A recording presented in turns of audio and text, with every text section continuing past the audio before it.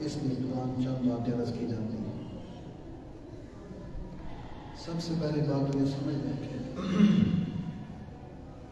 حضرت نبی کریم صلی اللہ علیہ وسلم آپ صلی اللہ علیہ وسلم کی یہاں بہت سی حیثیتیں ہیں۔ آپ خاتم النبیین ہیں، آپ داعی عظیم ہیں، مجاہد عظیم ہیں۔ اس طرح آپ کی ایک حیثیت معلم ہے کہ رسول اللہ صلی اللہ علیہ وسلم ایک دفعہ صحابہ کرام کی ایک محفل میں مجلس میں آیا اور تشریف فرما ہوئے، جو کہ پڑھنے پڑھانے میں لگے۔ آپ وہاں بیٹھے اور فرمایا انما هو معلم، مجھے معلم بنا کے دیا، استاد اور ٹیچر۔ تو آپ معلم قرآن تھے، معلم حکمت تھے،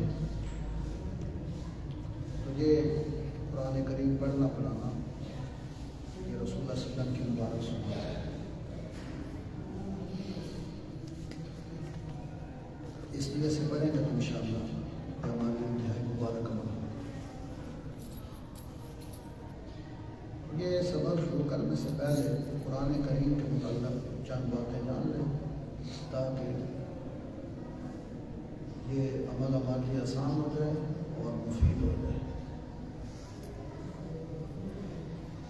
ہمارا مقصد صرف اپنے آپ کو قرآن کی طرف متوجہ کرنا ہے اور اس کی دعوت کو عام کرنا ہے۔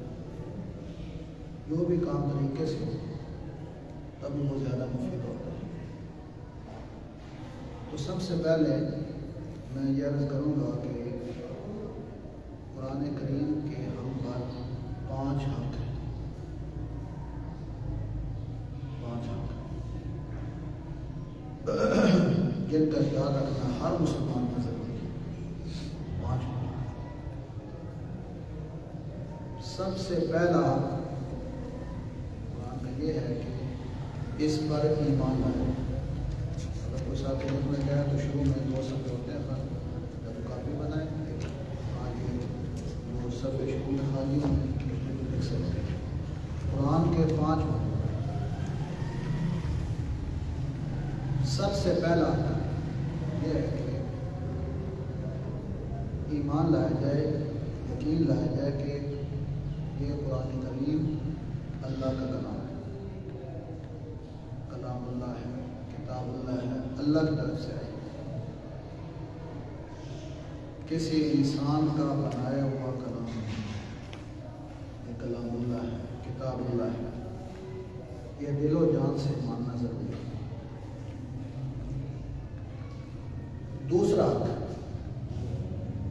قرآن کریم کا ہم پر دوسرا یہ ہے کہ اس کی تلاوت کی جائے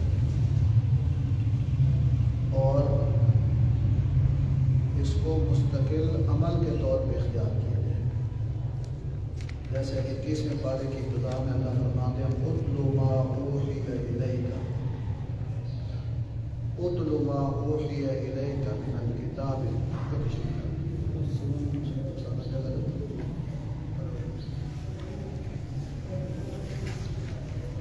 اتل ما اوحی الیک من الکتاب واقم الصلاۃ۔ مفسرین کہتے ہیں کہ یہ اتلو کا جو امر ہے یہ امر تکرار ہے، پڑھتے رہو پڑھتے رہو پڑھتے رہو، مسلسل پڑھتے رہو۔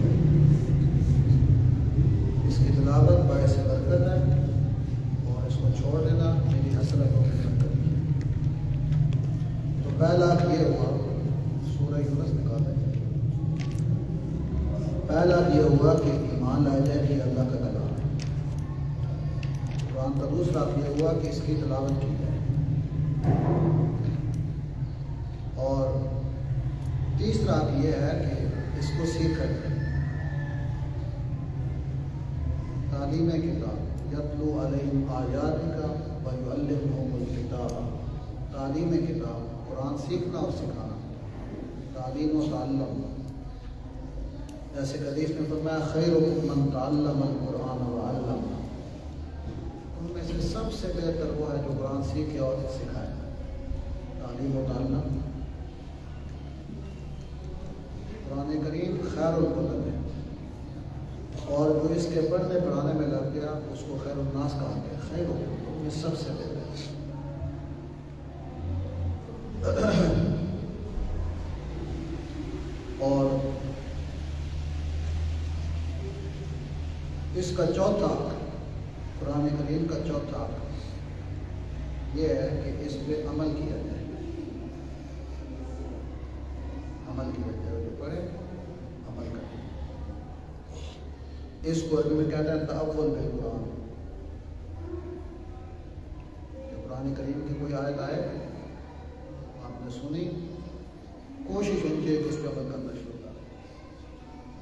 جیسے کہ حدیث میں آتا ہے کہ رسول اللہ صلی اللہ علیہ وسلم زندگی کے آخری ایام اکثر یہ تسبیح پڑھتے، سبحان اللہ و بحمدہ استغفر اللہ و اتوب الیہ. سبحان اللہ و بحمدہ استغفر اللہ و اتوب الیہ. اکثر یہ پڑھتے. امی جان سے پوچھا گیا کہ یہ کیا وجہ ہے کہ آپ کے آخری دنوں میں آپ کی زبان پہ اکثر یہ ذکر ہوتا سبحان اللہ و بحمدہ استغفر اللہ و اتوب الیہ. تو فرمایا کان یتأول بالقرآن. آپ صلی اللہ علیہ وسلم قرآن پہ عمل کیا کرتے تھے. یتأول بالقرآن، عمل بالقرآن. وہ کیسے کہ آخری صورتوں میں سے ایک سورۃ النصر، اذا جاء نصر اللہ والفتح ورأیت الناس یدخلون فی دین اللہ افواجا فسبح بحمد ربک واستغفر انہ کان توابا. مدد آ جائے اور فتح ہو جائے تو آپ شکرانہ کے طور پہ تسبیح پڑھیں. سبح، تسبیح پڑھیے رب کی. بحمد ربک، ایسی تسبیح جو اللہ کی تعریف کے ساتھ ملی ہوئی. واستغفر، و استغفار کیجیے. انہ کان توابا. یہ چار چیزیں آخر آیت میں آگے. سبح بحمد ربک واستغفر انہ کان توابا. تسبیح، حمد، استغفار اور توبہ. تو رسول اللہ صلی اللہ علیہ وسلم اس پہ عمل کرتے ہوئے اکثر پڑھتے تھے سبحان اللہ و بحمدہ استغفر اللہ و اتوب الیہ. اسے کہتے ہیں عمل بالقرآن. صحابہ کو جو عزتیں ملی ہیں اسی عمل بالقرآن کی وجہ سے. حضرت صدیق اکبر رضی اللہ تعالیٰ، ایک اور مثال سنتے ہیں عمل بالقرآن. سیدنا صدیق اکبر رضی اللہ عنہ امت کے سردار ہیں. قسم اٹھا لی تھی کہ میں مصطح کو آئندہ خرچہ نہیں دوں گا، کہ وہ میری لخت جگر سید عائشہ صدیقہ رضی اللہ تعالیٰ عنہ کے اوپر جن لوگوں نے الزام تراشی کی تھی یہ بھی شامل ہو گئے. ان کے بانجے تھے، غریب آدمی تھے، لوگوں کی باتوں میں آ گئے. تو حضرت نے قسم اٹھائی کہ آئندہ میں نے خرچہ دیا. مصطح کو خرچہ دینا بند کر دیا. جب سید عائشہ صدیقہ رضی اللہ تعالیٰ عنہ کی صفائی میں اللہ تعالیٰ خود وکیل بن کر آئے اور سورہ نور نازل فرمائی اور ان کی برات کا اعلان کیا، تو سورہ نور میں ایک آیت اس سلسلے میں نازل فرمائی. صدیق اکبر نے قسم اٹھائی. اس کا دیدار کر لیں، زیارت کریں. سورہ نور 18 سپارہ نکالا.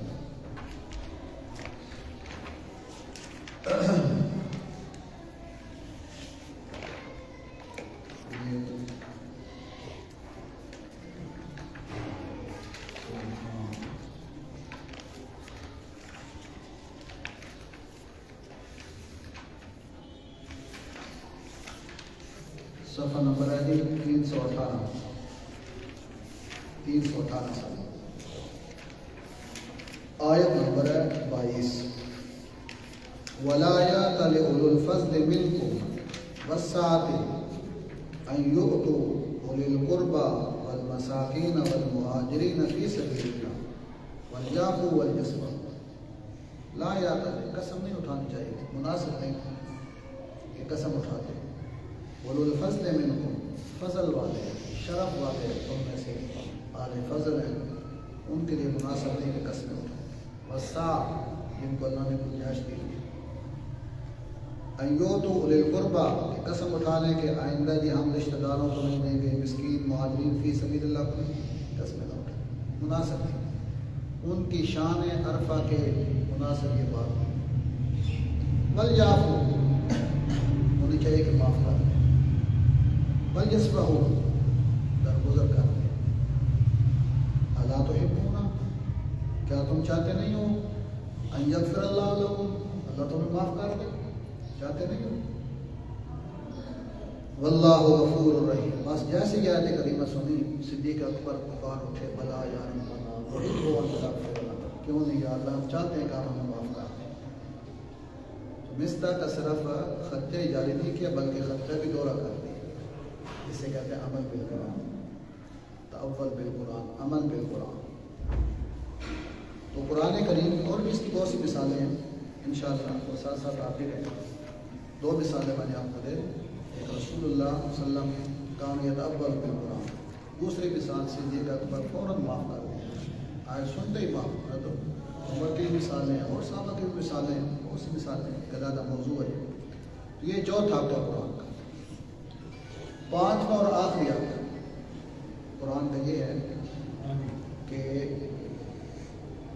قرآن سیکھ کر خود عمل کریں، آگے پہنچائیں، اس کی تبلیغ کریں۔ پانچواں اور آخری آدمی یہ ہے کہ قرآن کی تبلیغ کرنا، آگے پہنچانا،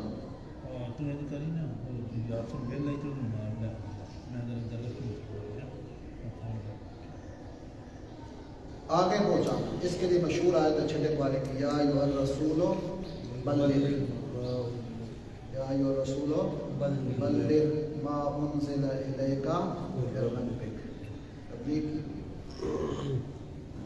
ما انزل الیک، اس کتاب کی تبلیغ کیجیے جو آپ کی طرف اتاری جا رہی ہے، من ربک، آپ کی طرف۔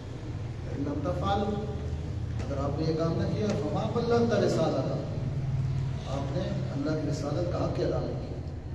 یہ مخالفت بات ہوگی، فرمایا کوئی بات نہیں، واللہ یعصمک من الناس، آپ قرآن پہنچائیں، اگر کوئی آپ کو نقصان دینا چاہے گا تو اللہ آپ کی حفاظت کرے، اللہ پہنچائے، اس کی پرواہ نہ کریں، بس سنائیں فاصدع بما تؤمر، اور کے سنائیں۔ بخاری شریف میں سید عائشہ صدیقہ رضی اللہ تعالیٰ عنہ فرماتی ہیں کہ اگر رسول اللہ صلی اللہ علیہ وسلم کوئی آیت چھپانا چاہتے تو یہ چھپا لے، یا رسول اللہ فَإِلَّمْ تَفْعَلْ فَمَا بَلَّغْتَ رِسَالَتَهُ، وہ سخت جملہ ہے کہ اگر آپ نے قرآن کی کوئی بات چھپا لی تو آپ نے ہماری رسالت کا حق ہی ادا نہیں کیا۔ اگر حضور چھپانا چاہتے یہ چھپا لیتے، نہیں چھپایا کچھ نہیں، جو کہ ایک رسول اللہ نے حق چھپایا فرمایا اس سے بڑا جھوٹا کرے۔ اور بھی دو باتیں ارشاد فرمائیں، وہ اپنے موقع پہ انشاءاللہ آ جائیں گے۔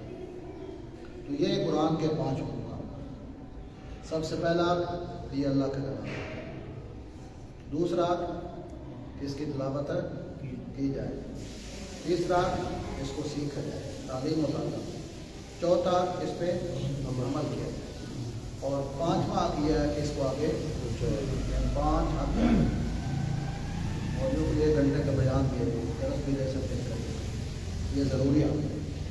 اگر ان حقوق کی خیال نہ کیا ہم نے، ریاض نہ رکھی تو پکڑ ہو جائے گی، پوچھ ہو جائے گی۔ قیامت کا دن ہو سکتا ہے کہ رسول اللہ صلی اللہ علیہ وسلم ہمارے خلاف بھی کیس دائر کر دیں۔ دیکھیے 19ویں سپارے کا پہلا صفحہ کا صفحہ 327، اللہ اکبر۔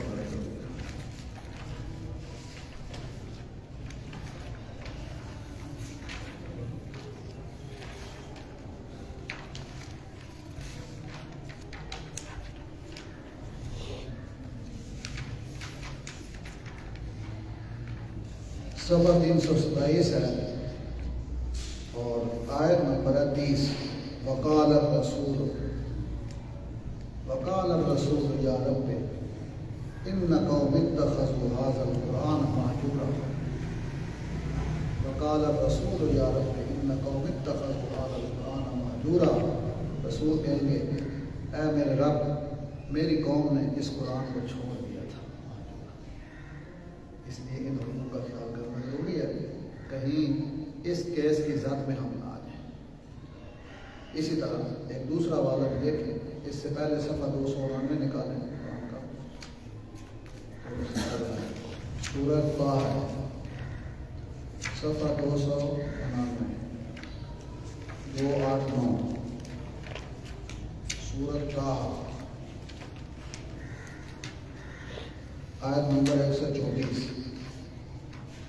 وَمَنْ أَعْرَضَ عَنْ ذِكْرِ صفحہ 299 کے بالکل آخری سطر پہ وَمَنْ أَعْرَضَ عَنْ ذِكْرِ فَإِنَّ لَهُ مَعِيشَةً ضَنْكًا وَنَحْشُرُهُ يَوْمَ الْقِيَامَةِ أَعْمَىٰ۔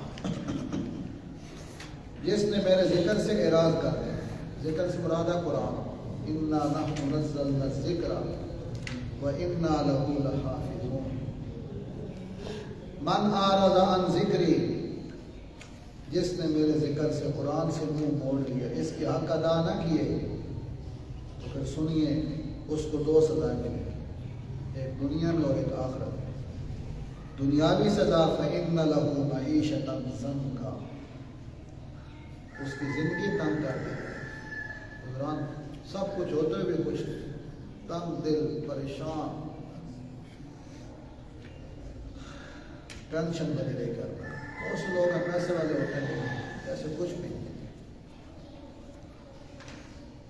اور اخروی سزا وَنَحْشُرُهُ يَوْمَ الْقِيَامَةِ أَعْمَىٰ، ہم اسے اٹھائیں گے قیامت کے دن اندھا کر کے، اعمیٰ، بینائی چھین لی جائے۔ قال رب لم حشرتنی اعمیٰ، مجھے اندھا کر کے کیوں اٹھایا؟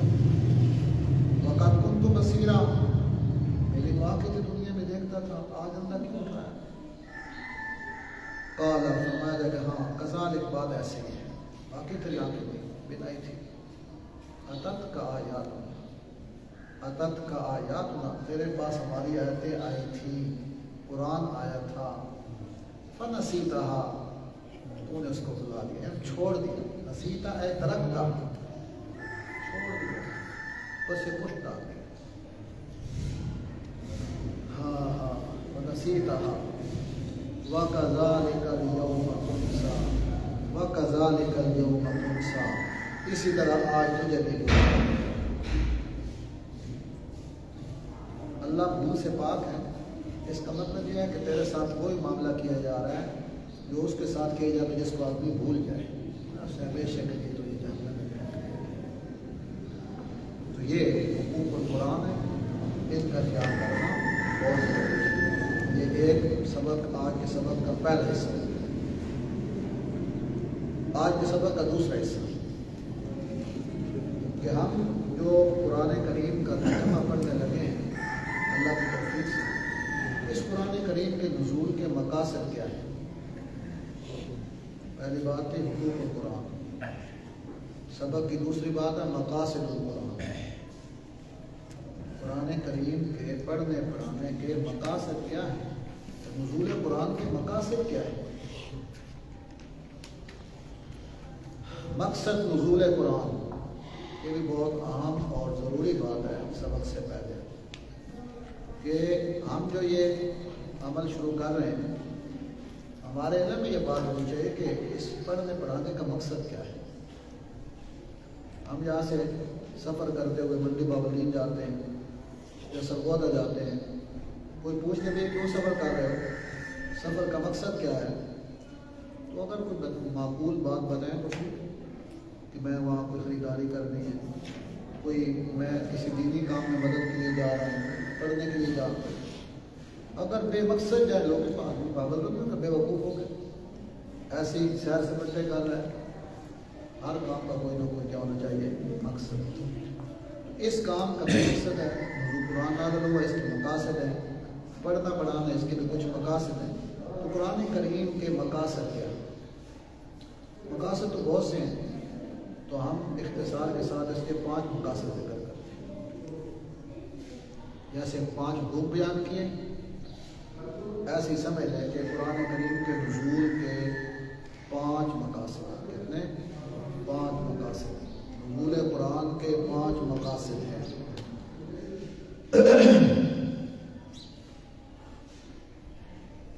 سب سے پہلا مقصد جو اعظم المقاصد ہے، پہلا مقصد جو اعظم المقاصد ہے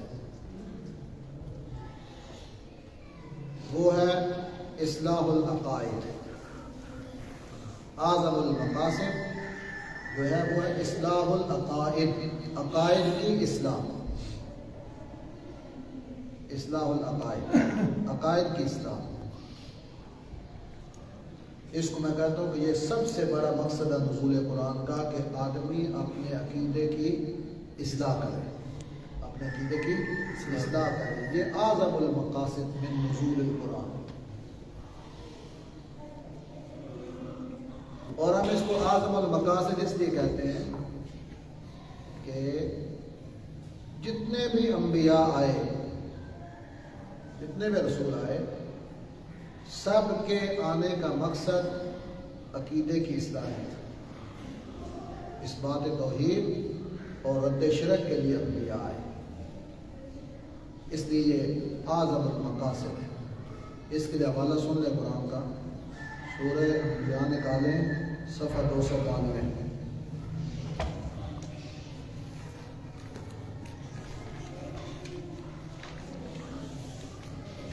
صفحہ 292 نکال لیں، آخری سطر، صفحہ 292 کی آخری سطر،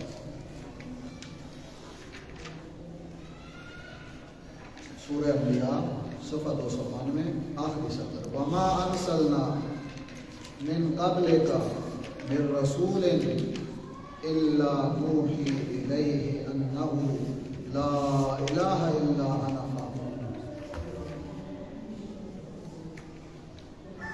ما ارسلنا، اس کا نام سورہ انبیاء ہے، سورۃ الانبیاء۔ یہ بات ذہن میں رکھیں، بہت قیمتی بات ذہن میں آئی ہے، بتا رہا ہوں کہ قرآن کریم میں کل 25 انبیاء کے نام آئے، 25 نبیوں کے نام آئے ہیں پورے قرآن میں۔ کتنے نبیوں کے نام آئے ہیں؟ 25 کے، پورے قرآن میں 25 نبیوں کے نام آئے ہیں۔ اور سورہ انعام جو 7ویں پارے میں ہے، وہ ایک ایسی صورت ہے کہ اس کے اندر اکٹھے 18 نبیوں کے نام آئے ہیں، ایک ہی صورت میں 18 انبیاء کے، ایک رکوع میں لگاتار 18 نبیوں کے نام آئے۔ اور یہ جو سورہ انبیاء ہے، اس میں 16 نبیوں کے نام ذکر کیے گئے، 16 نبی۔ انعام میں 18 نبیوں کے نام اور اس میں 16، لیکن اس کا نام سورہ انعام رکھا گیا، اس کا نام رکھا سورۃ الانبیاء۔ حالانکہ عقل یہ کہتی ہے کہ جس صورت میں زیادہ نبیوں کے نام ہے اس کا نام انبیاء رکھنا چاہیے تھا، لیکن ایسا نہیں ہوا، اس کا نام انعام ہے۔ اس کا نام سورہ انبیاء کیوں رکھا؟ اس لیے کہ اس صورت میں نبیوں والا مسئلہ اللہ نے بیان کیا، تمام انبیاء کا مسئلہ اور دنیا میں آنے کا مقصد اس صورت میں بیان ہوا، سورہ انبیاء میں، اس لیے اس کا نام ہی سورۃ الانبیاء۔ اور وہ اس آیت میں بیان کیا، وما ارسلنا من قبلک من رسول، نہیں بھیجا ہم نے آپ سے پہلے کسی رسول کو، کسی رسول کو، جتنے بھی رسول آئے سب یہی بات بیان کرنے کے لیے آئے، اسی عقیدہ کی دعوت کے لیے آئے، الا نوحی الیہ، مگر ہم سب کی طرف وہی بھیجتے تھے، انہ لا الہ الا انا، لا الہ الا انا، لا الہ الا انا، کہ میں اللہ کے سوا کوئی مشکل کشا نہیں۔ فاعبدون، بس میری بات، فاعبدون اصل میں تھا فاعبدونی، امر جمع کا صیغہ، نون بقاعد ہے، یا ضمیر حذف ہو گئی ہے تاکہ آیات کا آخر ایک جیسا رہے، اصل میں ہے فاعبدونی اور صیغہ فاعبدو ہے، بس میری عبادت کرو۔ تو یہ قرآن کریم کے نزول کا سب سے پہلا مقصد اصلاح العقائد ہے، جس کے لیے تمام انبیاء تشریف لائے۔ اس کو ہم کہتے ہیں قرآنی مقاصد میں سے اعظم المقاصد ہے، اعظم المقاصد۔ قرآن کے نازل ہونے کا دوسرا مقصد، کیوں قرآن آیا؟ دوسرا مقصد وہ ہے معرفت الاحکام الشرعیہ، معرفت الاحکام الشرعیہ، احکام شرعیہ کی معرفت اور پہچان۔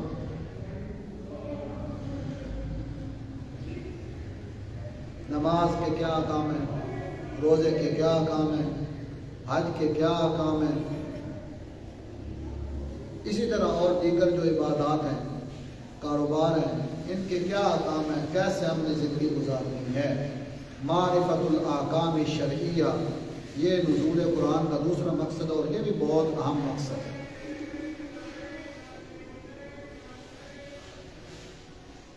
اس لیے قرآن کو پڑھا جائے گا تاکہ ہم اس قرآن کے مطابق اپنی زندگی گزاریں اور قرآن کے مطابق اپنے فیصلے کریں۔ اس کی تائید بھی ایک صفحہ 87 نکالیں تاکہ یہ قرآن کا مقصد بھی آپ کا ذہن نشین ہو جائے کہ قرآن کیوں آیا۔ صفحہ 87 سورۃ النساء آیت نمبر 105۔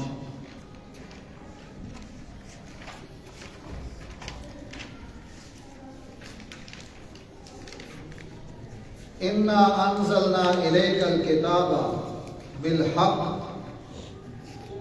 اِنَّا أَنزَلْنَا إِلَيْكَ الْكِتَابَ بِالْحَقِّ، یقین کر لیں ہم نے نازل کیا الیک آپ کی طرف اے رسول،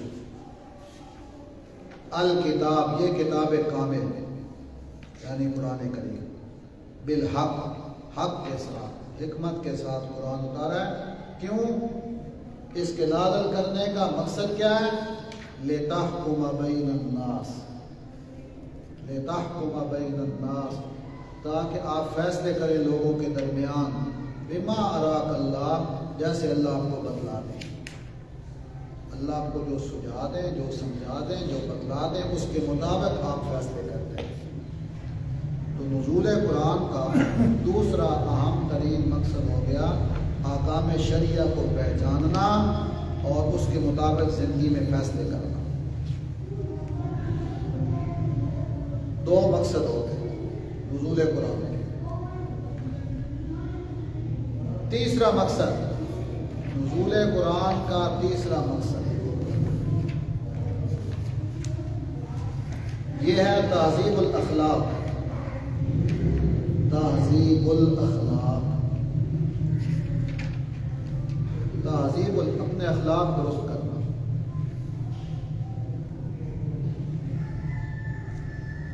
اخلاق میں حسن پیدا کرنا، سنجیدگی پیدا کرنا۔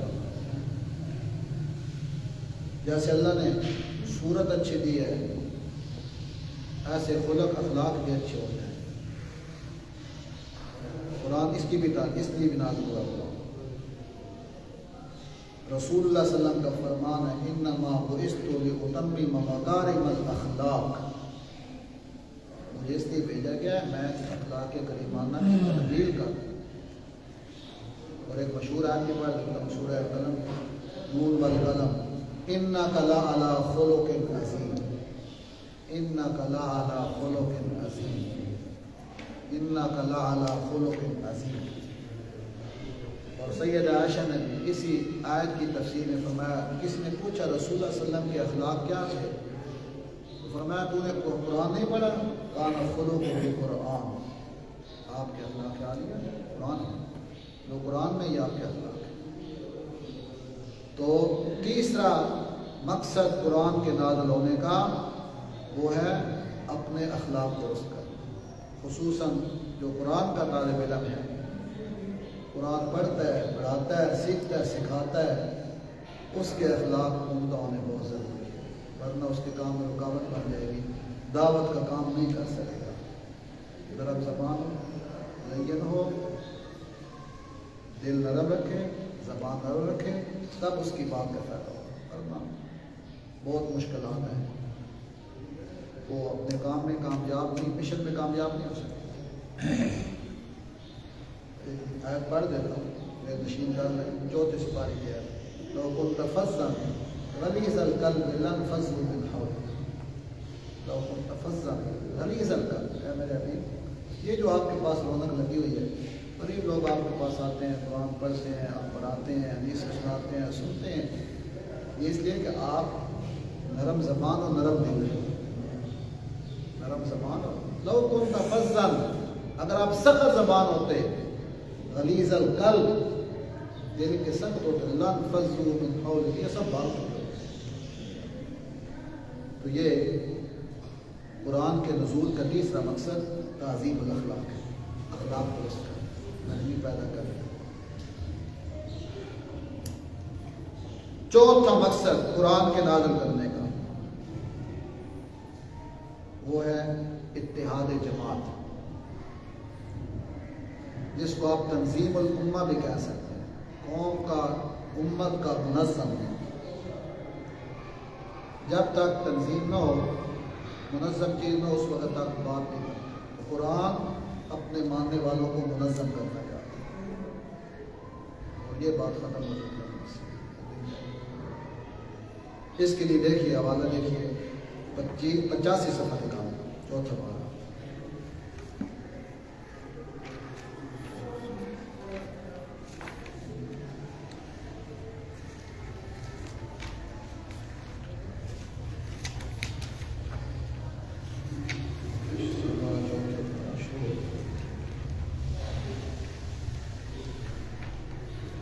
دس 58 صفحہ، 5 8 58 صفحہ نکالو۔ واعتصموا بحبل اللہ جميعا، 58 صفحہ۔ واعتصموا بحبل اللہ جميعا، صفحہ نمبر 58 اور سورہ آل عمران کی آیت نمبر 103۔ واعتصموا بحبل اللہ جميعا ولا تفرقوا، بات امر کسی کا یہ بھی اے تسلیم، مضبوطی سے تھام لو، مضبوطی سے پکڑ لو، اسے بحبل اللہ، اللہ کی رسی۔ حبل اللہ سے مراد کیا ہے؟ عبداللہ بن مسعود فرماتے ہیں حبل اللہ اس سے مراد القرآن الکریم۔ کوئی ظاہری رسی اوپر سے نہیں آئے گی کہ آسمان سے رسی آئے ہم لٹک جائیں اس سے، نہ۔ تو حبل اللہ سے مراد کیا ہوا؟ قرآن کریم۔ واعتصموا بحبل اللہ جميعا، سب مل کر اس کو پکڑ۔ مفسرین نے لکھا ہے یہ جو جميعا کا لفظ ہے، جميعا، اس کا تعلق واو کے ساتھ بھی ہے اور اس کا تعلق حبل اللہ دونوں کے ساتھ، واو کے ساتھ بھی حبل اللہ کے ساتھ، دونوں سے آ۔ مطلب یہ ہوگا واعتصموا جميعا، سارے پکڑو، بحبل اللہ جميعا، ساری پکڑو، سارے پکڑو اور ساری پکڑو، سارے مسلمان قرآن کو تھام لو اور پورے قرآن کو تھام لو، نہیں کہ جو مطلب کی بات بولے گی باتیں چھوڑ دیں۔ اس سے تم میں تنظیم پیدا ہوگی، منظم ہو جاؤ گے۔ جب منظم ہو جاؤ گے تمہاری بات کا اثر ہوگا، اللہ اللہ کو منظم کر کے جوڑ دے۔ اللہ اکبر، بہت بڑا آدمی ہے اس کو۔ تو یہ کتنے مقاصد ہو گئے قرآن کے؟ 4۔ کتنے ہو گئے جی؟ 4۔ پہلا مقصد ہو گیا اصلاح العقائد، قرآن کے نازل ہونے کا مقصد یہ ہے کہ عقیدے کی کیا ہو؟ اصلاح العقائد۔ دوسرا مقصد ہو گیا معرفت احکام شرعیہ، شرعی احکام پہچانیں، اس کے مطابق اپنی زندگی کے فیصلے کریں۔ تیسرا مقصد ہو گیا تہذیب الاخلاق، اپنے اخلاق درست کریں۔ اور چوتھا نزول قرآن کا مقصد ہے جماعت کو منظم کرنا، امت کا متحد ذہن۔ پانچواں اور آخری مقصد نزول قرآن کا، قرآن کریم میں بہت سے انبیاء کے قصے بیان ہیں اور تاریخی واقعات بیان ہیں، قصص الانبیاء، اور قوموں کی خبریں، قوموں کے واقعات، یہ کیوں بیان کیے؟ قرآن تاریخی کتاب تو ہے نہیں، یہ تو کتاب ہدایت ہے۔ ذالک الکتاب لا ریب فیہ ھدی للمتقین، کتاب ہدایت ہے۔ تو یہ قصے اور تاریخی واقعات کیوں بیان کیے؟ تاکہ ان سے عبرت حاصل کی جائے۔ یہ پانچواں نزول قرآن کا مقصد ہے کہ عبرت حاصل کی جائے ان سے۔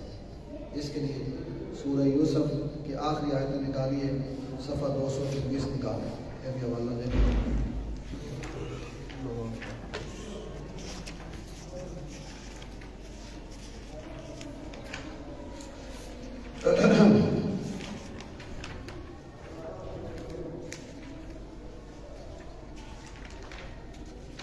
سورہ صفحہ 224 کے آخری صدر،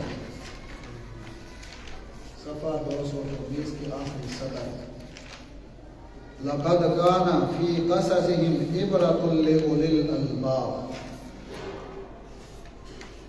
لقد كان في قصصهم عبرة لأولي الألباب، یقین کر لو، لامی تاکید کا کر دی، دوری تاکید مفید للقسم ہوتی ہے، قسمیہ بات ہے۔ 224 کی آخری صدر، البتہ تاکید بھی اس کا معنی کیا جاتا ہے، اس کا معنی آسان قسمیہ بات ہے، دوری تاکید مفید للقسم ہوتی ہے، قسمیہ بات ہے۔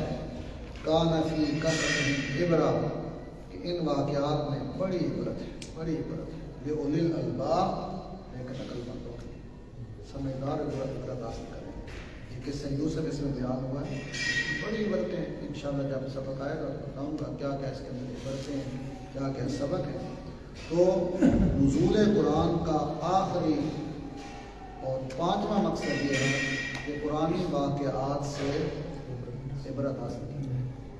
یہ 5 مقصد ہیں نزول قرآن کے، ان 5 چیزوں کو مد نظر رکھتے ہوئے ہم نے یہ سبق پڑھ لیں انشاءاللہ، ہمارے عقیدے کی اصلاح ہو جائے، اللہ کرے۔ اسی طرح احکام شریعہ ہم سمجھیں، اس کے مطابق ہم زندگی گزاریں، اپنے اخلاق درست کریں، اپنے آپ کو منظم کریں، اور انبیاء اور قوموں کو واقعات سے ہم عبرت حاصل کریں۔ یہ 5 مقاصد ہیں، یہ 2 مضمون ہو گئے۔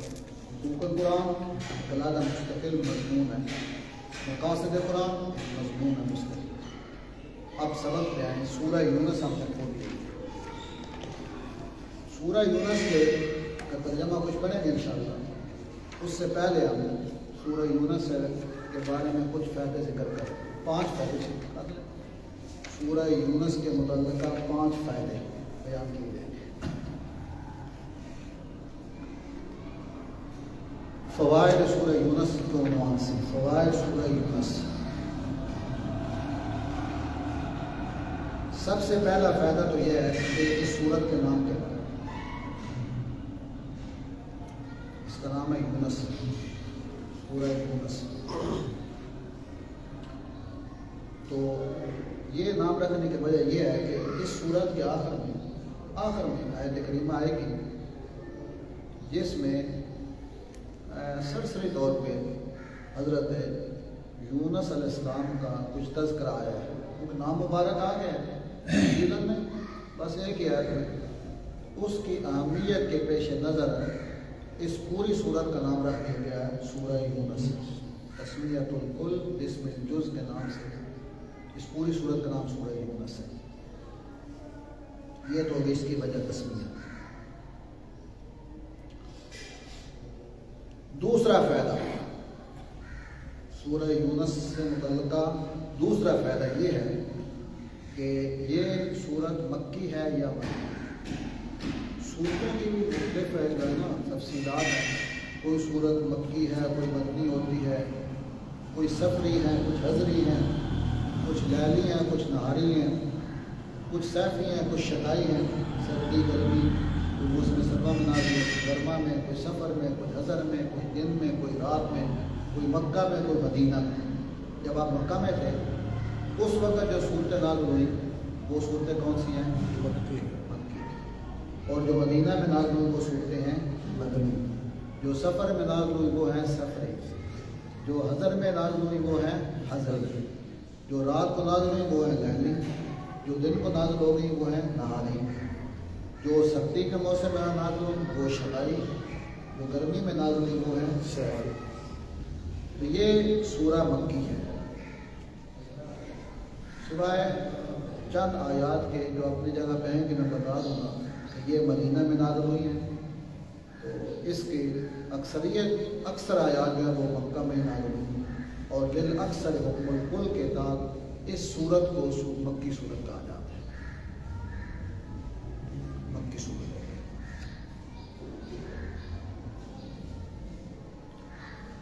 یہ دو فائدے ہو گئے سورہ یونس سے متعلق۔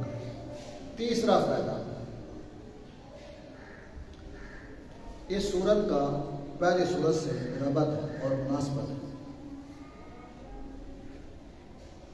اس کو ربط کا معنی جوڑ کریں آپ، مناسبت اور ربط۔ ہر بعد والی سورت کا پہلی سورت سے کوئی ربط ہوتا ہے، مناسبت ہوتی ہے، جوڑ ہوتا ہے، اور یہ بھی ایک پورا علم ہے۔ سورتوں میں ربط، آیات میں ربط اور جوڑ۔ اس میں دو مفسرین کے دو مذہب ہیں۔ ایک رائے تو یہ ہے ربط اور جوڑ کے بارے میں کہ قرآنی آیات میں صورتوں میں کوئی ربط اور کوئی جوڑ نہیں، کوئی جوڑ نہیں، یہ بھی ایک رائے ہے۔ کیوں؟ ان کی دلیل ہے۔ دلیل یہ دیتے ہیں کہ قرآن کریم جو ہے نا، یہ شاہی کلام ہے، خدائی کلام ہے، شاہی کلام ہے، اور ایک بادشاہ کے سامنے بہت سے امور آتے ہیں اور ہر ایک کو علیحدہ حکم دیتا ہے۔ مثلا اس کے سامنے اگر باورچی آ گیا تو اس کو اور حکم دے گا، وزیر خزانہ آ گیا تو اس کو اور حکم دے گا، وزیر داخلہ آ گیا تو اور حکم دے گا، وزیر خارجہ آ گیا تو اور حکم دے گا۔ ان میں ربط اور مناسبت کوئی ضروری نہیں ہے، یہ شاہی کلام ہے۔ ایک رائے یہ ہے۔ دوسری رائے یہ ہے کہ قرآن کریم کی صورتوں میں اور آیات میں جوڑ اور ربط ہے، اور گہرا ربط ہے، اور یہی بات راجح ہے، ربط ہے، اور اس ربط میں بڑے علوم ہیں۔ اللہ کا کلام بے جوڑ نہیں، بے ربط نہیں، بے ربطی تو کسی معاشرے میں پسند نہیں کی جاتی۔ اور وہ چھوڑیں، ایک مولوی صاحب کے بیان کریں، جمعہ پڑھانے جائیں اور بیان میں اگر وہ جوڑ ربط نہ ہو تو جائے لوگ بھی پسند نہیں کرتے، تو یہ کیا کریں؟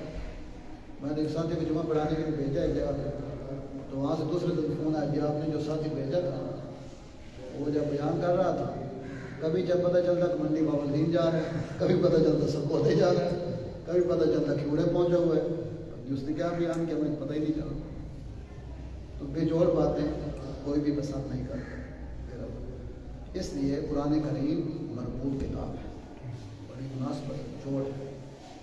علماء نے، مفسرین نے اپنے اپنے ذوق کے مطابق آیات میں بھی ربط بیان کی ہیں اور صورتوں میں ربط بیان کی ہیں، جو انشاءاللہ ہم موقع بموقع بیان کرتے رہیں گے۔ تو اس سورہ یونس کا بھی، اس سے پہلے والی سورت جو ہے سورہ توبہ، اس کے ساتھ ربط اور جوڑ ہے۔ اور ہم یہاں اس کے دو ربط بیان کریں گے۔ ربط تو بہت سے ہیں، دو جو اہم ربط ہیں وہ بیان کر دیتے ہیں۔ پہلا ربط اور پہلا جوڑ، اس سے پہلے جو سورت توبہ ختم ہو رہی ہے، اس کے آخری رکوع میں، سورہ توبہ کے آخری رکوع میں 3 باتیں بیان ہوئی۔ کتنی باتیں؟ 3۔ سورہ توبہ کے آخری رکوع میں کتنی باتیں بیان ہوئی ہیں؟ 3۔ پہلی بات ذکر ہوا ہے قرآن کا، وَإِذَا مَا أُنزِلَتْ سُورَةٌ، وَإِذَا مَا أُنزِلَتْ سُورَةٌ، قرآن کا ذکر ہو گیا۔ جب قرآن کی کوئی صورت آتی ہے، کچھ تو ایسے مخلصین آیت پڑھ کر ایمان تازہ ہو جاتا ہے، اور منافق ایسے ان کا وضو ٹوٹ جاتا ہے۔ یہ کیا ہوگا؟ قرآن کا ذکر ہوا۔ اور اس کے بعد ذکر ہوا ہے رسول رسالت کا، لَقَدْ جَاءَكُمْ رَسُولٌ مِّنْ أَنفُسِكُمْ عَزِيزٌ عَلَيْهِ مَا عَنِتُّمْ، رسالت کا ذکر، یعنی پہلے قرآن کا ذکر ہوا، پھر صاحب قرآن پیغمبر کا ذکر ہوا، لَقَدْ جَاءَكُمْ رَسُولٌ مِّنْ أَنفُسِكُمْ۔ اور آخری آیت میں فَإِن تَوَلَّوْا فَقُلْ حَسْبِيَ اللَّهُ میں توحید کا ذکر ہو، فَقُلْ حَسْبِيَ اللَّهُ لَا إِلَٰهَ إِلَّا هُوَ عَلَيْهِ تَوَكَّلْتُ وَهُوَ رَبُّ الْعَرْشِ الْعَظِيمِ۔ قرآن کا ذکر، صاحب قرآن کا، پیغمبر کا ذکر اور منزل قرآن رب کا ذکر، تین باتیں، قرآن، رسالت اور توحید۔ سورہ توبہ کے آخر میں تین باتوں کا ذکر تھا، قرآن، رسالت اور توحید۔ یہ جو سورہ یونس شروع ہو رہی ہے، اس کی بھی ابتدائی 3 آیات میں انہیں 3 باتوں کا ذکر ہے، قرآن کا ذکر، صاحب قرآن کا ذکر اور اللہ کا ذکر جن میں قرآن کا تلک آیات الکتاب الحکیم۔ قرآن کا ذکر ہو گیا، اکان للناس عجبا ان اوحینا الی رجل منہم ان انذر الناس، یہ رسول اللہ کا ذکر ہو گیا، رسالت کا ذکر ہو گیا۔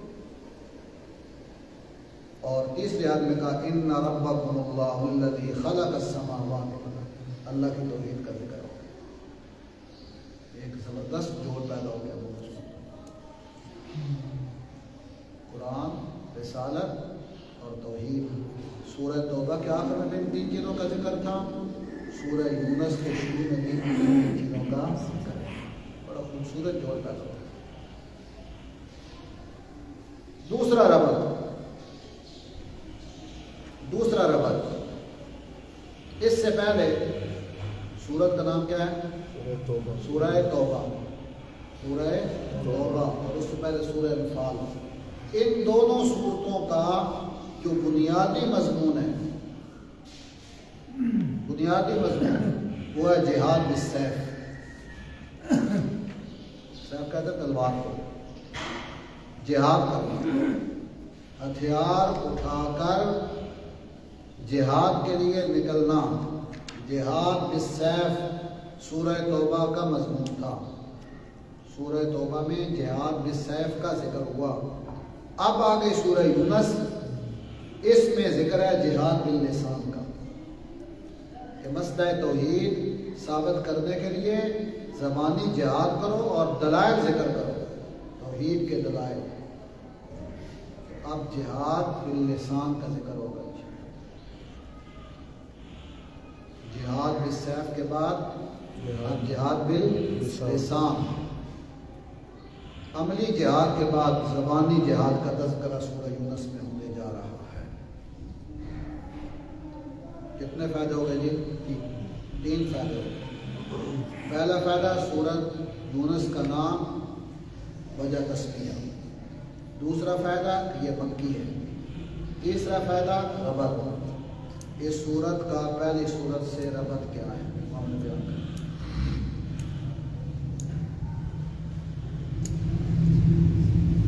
اس کے بعد چوتھا فائدہ جو ہے وہ ہے اس سورت کا خلاصہ کیا ہے، اس میں کیا کچھ بیان ہوگا۔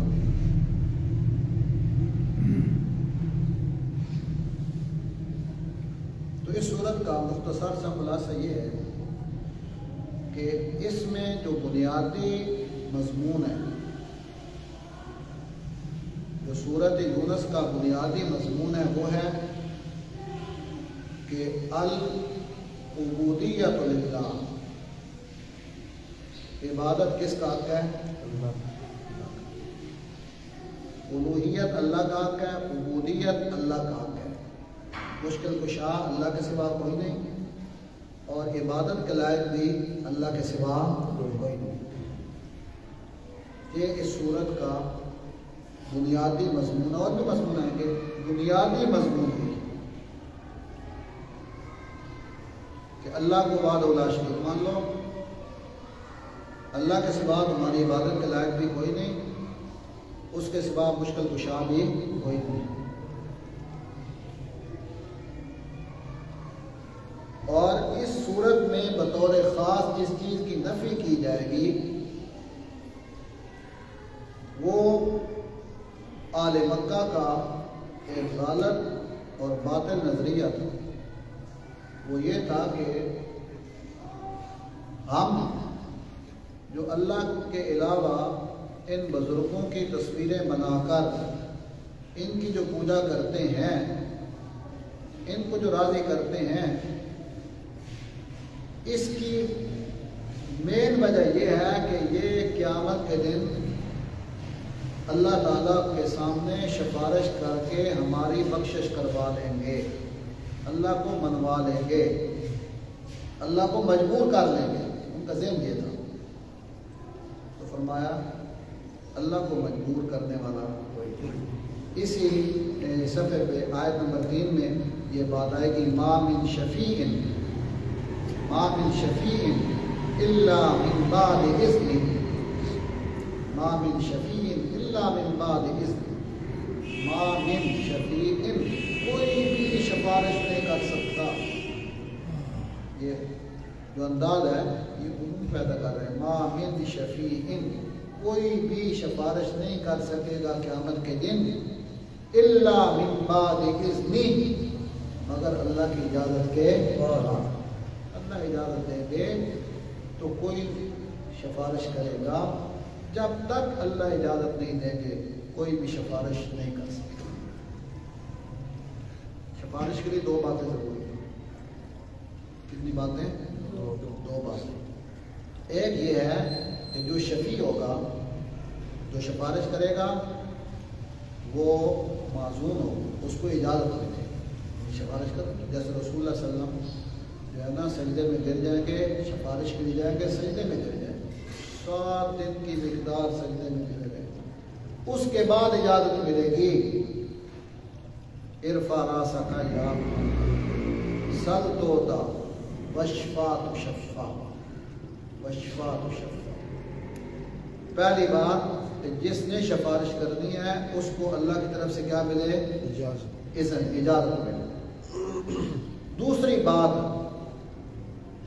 جو سفارش کے لیے ضروری ہے وہ یہ ہے کہ جن کے لیے سفارش کرنی ہے، جن کے لیے سفارش کرنی ہے وہ ایسے ہوں کہ ان سے اللہ راضی ہو، یعنی مشرک نہ ہو، بدعقیدہ نہ ہو۔ اگر بدعقیدہ ہیں تو ان کے لیے سفارش کرنے کی اجازت نہ ہو۔ لا يتکلمون الا من اذن له الرحمن وقال صوابا، وقال صوابا۔ تو اللہ تعالیٰ کو مجبور کوئی نہیں کر سکتا، سفارش ہوگی لیکن اللہ کی اجازت کے بعد۔ آیت الکرسی پڑھتے ہو نا، من ذا الذی عنده الا باذنہ، کون ہے جو سفارش کر سکے اللہ کے سامنے؟ کسی کو ضرورت نہیں، الا باذنہ، ہاں اللہ کی اجازت کے بعد۔ انبیاء بھی سفارش کریں گے، علماء بھی سفارش کریں گے، وفات بھی سفارش کریں گے، یہ سب سفارش ہوگی لیکن اللہ کی اجازت کے بعد۔ اور یہ بات میرے نشین کا کوئی مسلمان بھی سفارش کا منکر نہیں کہنا کہ فلاں سفارش کا منکر ہے، غلط بات۔ نظام تراشی، کوئی بھی مسلمان سفارش کا، ہاں تفصیل ضرور ہے، سفارش وہی کرے گا جس کو اللہ اجازت دے گی، اور ان کے لیے کرے گا جن کے لیے سفارش بننی ہوگی۔ ایسے سفارش نہیں ہوگی کہ آدمی کہے کہ اللہ کو کوئی مجبور کر لے گا، اللہ کو زبردستی منوا لے گا، یہ وہ زبردستی کرے گا پھر مطلب یہ خدا سے تکڑا ہو گئی، اللہ تعالیٰ سے کوئی طاقت مار نہیں۔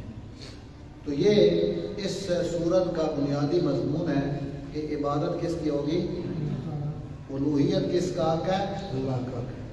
اس دعوے کو ثابت کرنے کے لیے اس صورت میں جہاں عقلی دلیلیں آئیں گی، عقلی دلائل بھی آئیں گی، ساتھ ساتھ نقلی دلائل بھی آئیں گی۔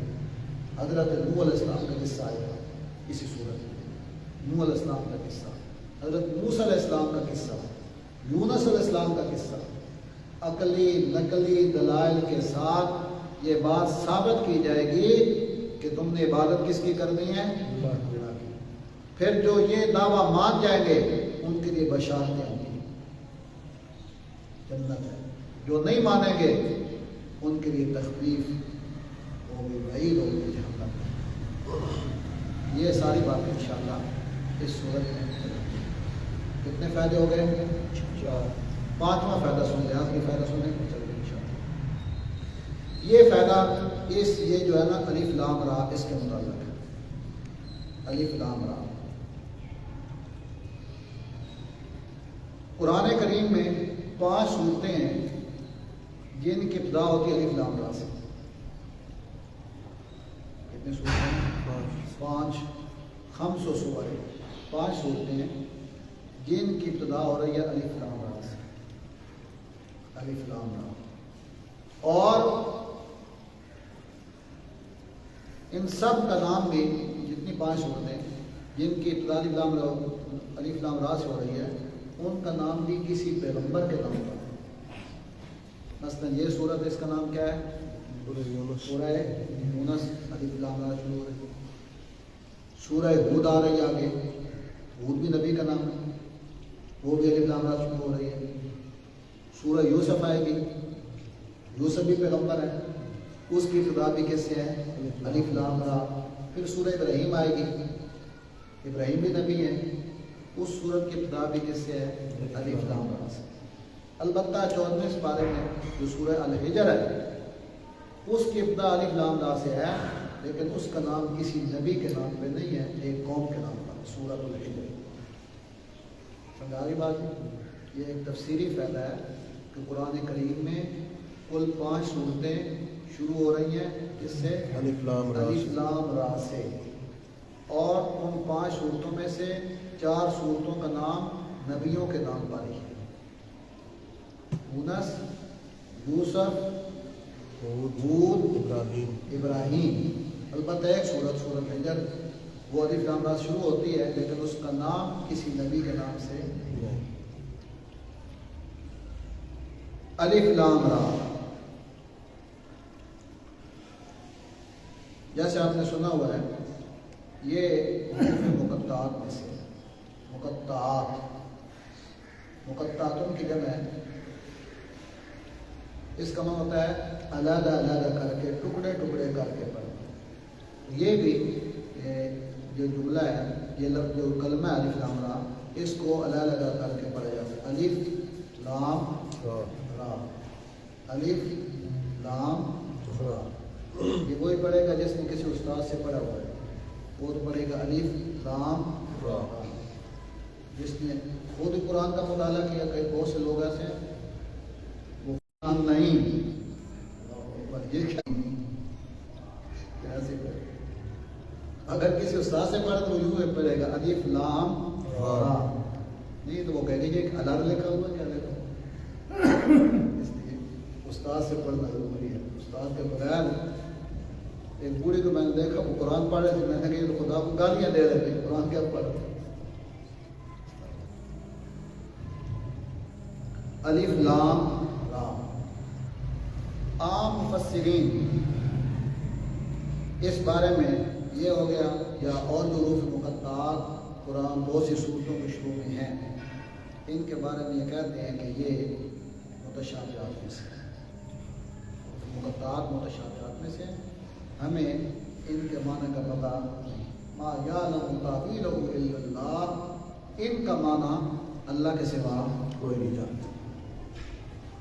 اور یہ جو حروف مقطعات ہیں یہ سر من اسرار اللہ تعالی، یہ اللہ کے راز ہیں، اللہ نے اپنے پاس رکھے ہوئے ہیں جن سے اللہ پردہ اٹھائیں گے قیامت کے دن. اللہ کے راز رموز و اسرار ہیں، رموز و اسرار ہیں. اس لیے اکثر مفسرین حروف مقطعات کا ذکر جہاں کرتے ہیں تو وہاں کہتے ہیں اللہ عالم بمرادہ، اللہ عالم بمرادہ. اس کا معنی اللہ ہی بہتر جانتے ہیں. جبکہ کچھ مفسرین نے ان کی تعویل کی. مثلا مفسر قرآن حبر الامہ حضرت عبداللہ ابن عباس رضی اللہ تعالیٰ عنہما، جن کے لیے رسول اللہ صلی اللہ علیہ وسلم نے فہم قرآن کی دعا کی تھی، یا اللہ ان کو قرآن کا علم عطا فرما. تو حضرت عبداللہ بن عباس رضی اللہ تعالیٰ عنہما فرماتے ہیں کہ یہ جو الف لام را ہے نا یہ مخفف ہے، کیا ہے جی مخفف ہے. یہ نوائے وقت ایک اخبار چھپتا ہے تو اس میں ایک مضمون چھپتا تھا، اپنے اب تو نہیں چھپتا، پہلے چھپتا تھا. اس میں لکھا ہوتا تھا میم شین کی ڈائری، میم شین کی ڈائری، میم شین کی ڈائری لکھا ہوتا تھا. ابھی میم شین کون ہے بھائی؟ وہ پتہ چلا کہ اصل آدمی کا نام ہے محمد شفیع. محمد شفیع اس کا مخفف بنا دیا میم شین، میم شین کی ڈائری. تو اسی طرح یہ بھی کہتے ہیں الف لام را یہ مخفف ہے. عبداللہ بن عباس کہتے ہیں یہ مخفف ہے. کس چیز کا مخفف ہے؟ کہتے ہیں الف سے مراد ہے آنا، آنا. لام سے مراد ہے اللہ، اور را مخفف ہے ارا کا. عبارت ہو جائے گی ان اللہ و ارا، ان اللہ و ارا، میں اللہ دیکھ رہا ہوں. الف لام را یہ مخفف ہے ان اللہ و ارا کا، کہ میں اللہ تمہیں دیکھ رہا ہوں. قرآن پڑھنے والوں میں اللہ تمہیں دیکھ رہا ہوں. یہ ابن عباس نے اپنا ذوق بیان کیا. الف مخفف ہو گیا آنا کا، لام مخفف ہے را مخفف ہے ارا، واحد متکلم کا صیغہ. پوری عبارت ہوگی ان اللہ و ارا، ان اللہ و ارا، میں اللہ دیکھ رہا ہوں. اس نیت سے پڑھو تو بیٹھنا تمہارا عبادت ہے اپنے اللہ کے سامنے. الف لام را. اگر کوئی آدمی کہتا ہے کہ میں یہ تعبیر نہیں مانتا، نہ مانتا، یقینی بات نہیں ہے. یقینی بات یہ ہے کہ اللہ ہی یقینی طور پہ اس کا معنی نہیں دے. تلک آیات الکتاب الحکیم. یہ اکثر ایسا ہوتا ہے کہ قرآن کریم کی جب سورت کو شروع ہوتی ہے، اس سورت کے شروع میں قرآن کریم کا تذکرہ ہوتا ہے. بطور ترغیب قرآن کا ذکر کیا جاتا ہے تاکہ اگلی آیتیں اگلے جو احکام آ رہے ہیں ان کو غور اور توجہ سے سنیں کہ یہ کسی عام کتاب کے احکام نہیں ہیں بلکہ یہ قرآن کریم کے احکام ہیں. تو بطور ترغیب پہلی آیت میں قرآن کریم کا تذکرہ کیا. تل کا، یہ تل کا آزا کے معنی میں ہے، اشارہ بعید ہے لیکن بمعنی اشارہ قریب ہے. یعنی یہ اشارہ بعید اس لیے لائے کہ قرآن کا رتبہ بہت اونچا، بہت بڑا، بہت اونچا رتبہ ہے، اس لیے اس میں اشارہ بعید رتبہ بیان کرنے کے لیے ہے. یہ آیتیں ہیں الکتاب. الکتاب الف لام کہتے ہیں اس مراد کتاب کامل ہے. یہ آیتیں ہیں کامل کتاب کی، اور کامل کتاب کون سی ہے؟ قرآن کریم. یہ آیتیں ہیں کتاب کامل کی. الحکیم، کون سی کتاب کامل؟ الحکیم، جو حکمت والی کتاب. حکمت کے دو معنی ہیں. ایک اس کا معنی ہے ذو حکمت، دانائی والی کتاب، دانائی والی کتاب. اور یہ حقیقت ہے کہ قرآن کے سارے احکام جتنے بھی ہیں سب حکیمانہ ہیں، ساری باتیں حکیمانہ ہیں، حکمت پہ مبنی ہے. حکمت و دانائی والی کتاب ہے، سراسر حکمت حکمت ہے. اور دوسرا حکیم بمانا محکم ہے. محکم، حکیم بمانا محکم. اور محکم کا معنی کیا ہے؟ محکم بمانا مضبوط. بلکہ یوں کہہ لیں محکم کے دو معنی. ایک محکم معنی مضبوط. تو قرآن کریم ہر لحاظ سے مضبوط کتاب ہے، فصاحت و بلاغت کے اعتبار سے اور اس بات کے اعتبار سے اور منزل من اللہ ہونے کے اعتبار سے یہ کتاب ایک محکم اور مضبوط کتاب ہے. اور محکم کا دوسرا معنی ہے غیر منسوخ. غیر منسوخ، یہ کتاب محکم ہے، اب اس میں قیامت تک کوئی نسخ نہیں ہو، جو ہونا تھا ہو چکا، اب قیامت تک اس کا کوئی حکم تبدیل نہیں ہو سکتا. محکم اور مضبوط.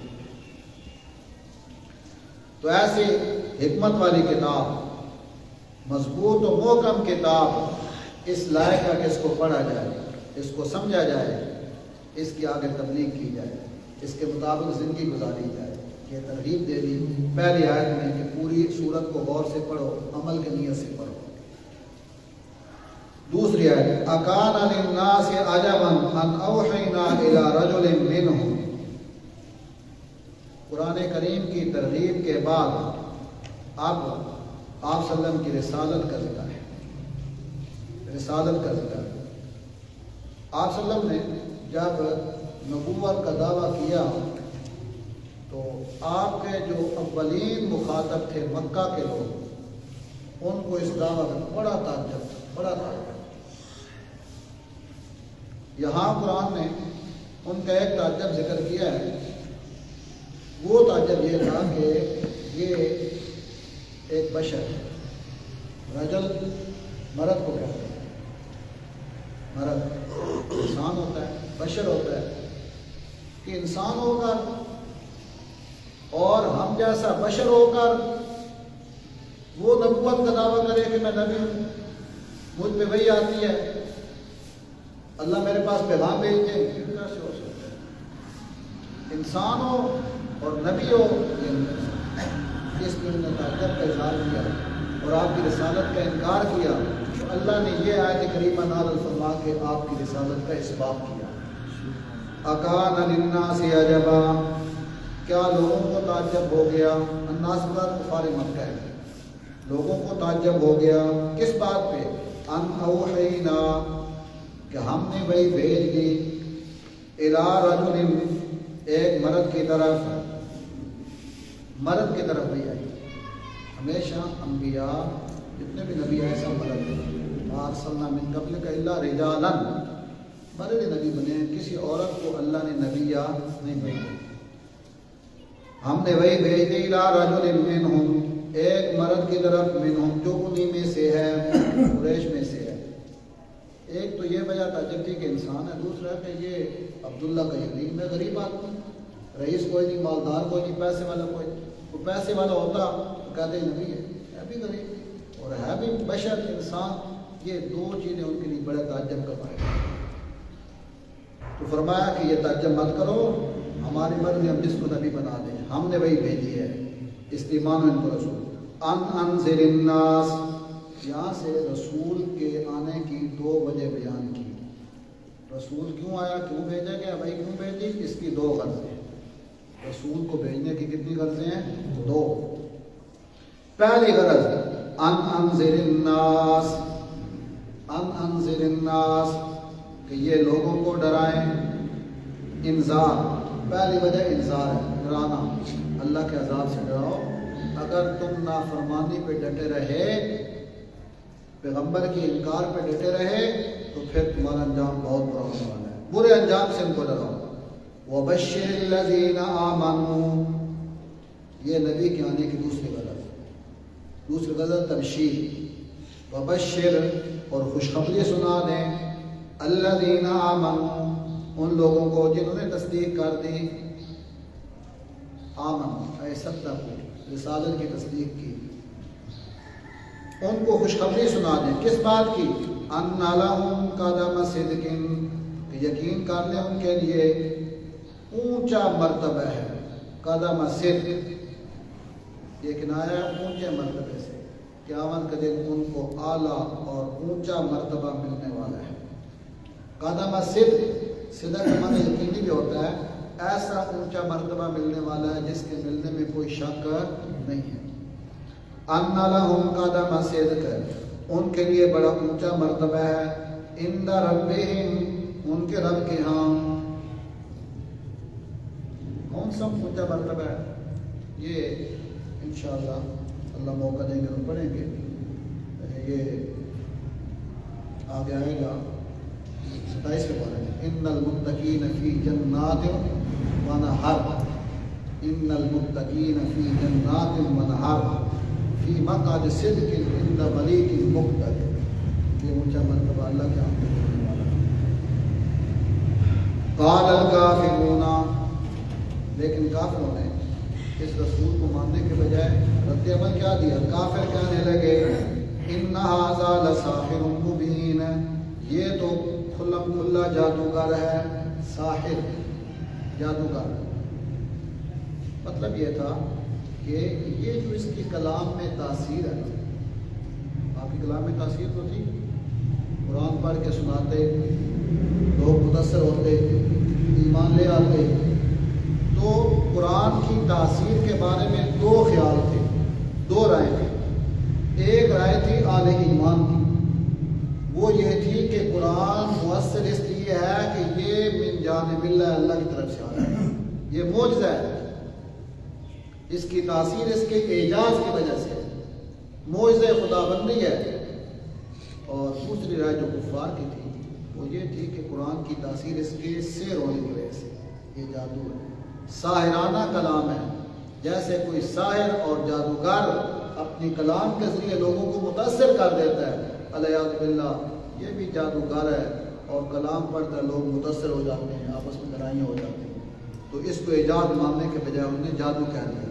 ان ربکم اللہ الذی خلق السماوات والارض، قرآن کی صداقت اور رسالت کی صداقت کے بعد اب اللہ کی توحید کا بیان اور اس پر دلائل عقلیہ کی جا رہی۔ ان ربکم اللہ الذی خلق السماوات والارض، ان یقین کر لو، یقین کر لو، ربکم تمہارا پروردگار وہ ہے، ان ربکم اللہ تمہارا رب اللہ ہے، کون سا؟ الذی خلق السماوات والارض، وہ اللہ جس نے پیدا کیا آسمان والارض اور زمین۔ یہ دلیل عقلی ہو گئی اس کے الہ ہونے پر اور رب ہونے پر کہ وہ خالق ارض و سما ہے۔ فی ستۃ ایام، یہ چیزیں پیدا کی ہیں کتنے دنوں میں؟ 6 دنوں میں۔ فی ستۃ ایام، 6 دنوں میں۔ اللہ کلمہ کن سے بھی پیدا کر سکتے تھے، ایک لمحے میں پیدا کر سکتے تھے، لیکن 6 دنوں کی مقدار وقت لگا کر اللہ نے اپنے بندوں کو تعلیم دی کہ جو بھی کام کرو بتدریج کرو، آہستہ آہستہ کرو، بتدریج کرو۔ فی ستۃ ایام، یہ سب کچھ اللہ نے پیدا کیا ہے 6 دنوں کی مقدار میں۔ ثم استوى علی العرش، ثم استوى علی العرش، پھر اللہ تعالیٰ مستوی ہو گئے عرش پر۔ استوا علی العرش، استوا کا مطلب بیٹھنا، اور عرش کا معنی ہوتا ہے تخت شاہی۔ استوا علی العرش، تخت شاہی پر بیٹھنا، کیا مطلب ہے اس کا بھائی؟ کیا اللہ تعالیٰ ہماری طرح بیٹھتے ہیں جیسے ہم بیٹھے ہیں؟ ایسے اللہ بیٹھتے ہیں؟ ایسے بیٹھنا یہ تو جسم کا خاص ہے، جبکہ اللہ تعالیٰ جسم سے پاک ہے، کیا مطلب ہے اس کا؟ اس بارے میں علماء کی 2 رائے ہیں۔ استوا علی العرش، اللہ عرش پر ہیں، کیسے ہیں؟ اس کی تفصیل کیا ہے؟ اس میں علماء کی کتنی رائے ہیں؟ 2 رائے ہیں۔ ایک رائے متقدمین کی، پرانے علماء جن میں صحابہ ہیں، تابعین ہیں، تبع تابعین ہیں، سلف، متقدمین علماء، وہ یہ کہتے ہیں کہ اللہ عرش پر ہیں، تخت شاہی پر ہیں، لیکن کیسے ہیں ہمیں اس کی تفسیر کا پتہ، وہ اس معاملے کو اللہ کے سپرد کرتے ہیں، مفوض الی اللہ یہ معاملہ ہے، ہمیں اس کی تفسیر کا علم، ہم یہ نہیں کہتے کہ جیسے ہم بیٹھتے ہیں، کچھ علماء گزرے ہیں وہ یہ کہتے تھے کہ اللہ عرش پہ ایسے ہی بیٹھے جیسے ہم کرسی پہ بیٹھتے ہیں۔ ابن تیمیہ کے بارے میں یہ مشہور ہے، وہ اسی نے کہا کہ اللہ عرش پہ بیٹھے ہیں، کرسی پہ اللہ تعالیٰ بیٹھتے ہیں، لیکن صحابہ و تابعین کا اس بارے میں موقف یہ تھا کہ اللہ عرش پر تو ہیں لیکن کیسے ہیں ہمیں اس کی تفصیل کا علم۔ ایک آدمی نے حضرت امام مالک سے اس آیت کا مطلب پوچھا، اس نے کہا کیف الاستواء علی العرش، حضرت جی یہ فرمائیں کہ اللہ عرش پہ کیسے بیٹھے ہوتے؟ امام مالک نے جب یہ سوال سنا تو وہ پسینہ آ گیا، سوال سن کر امام مالک کو پسینہ آ گیا اور سر نیچے جھکا لیا۔ تفسیر معلوم التنزیل ہے، اس میں یہ واقعہ لکھا ہوا۔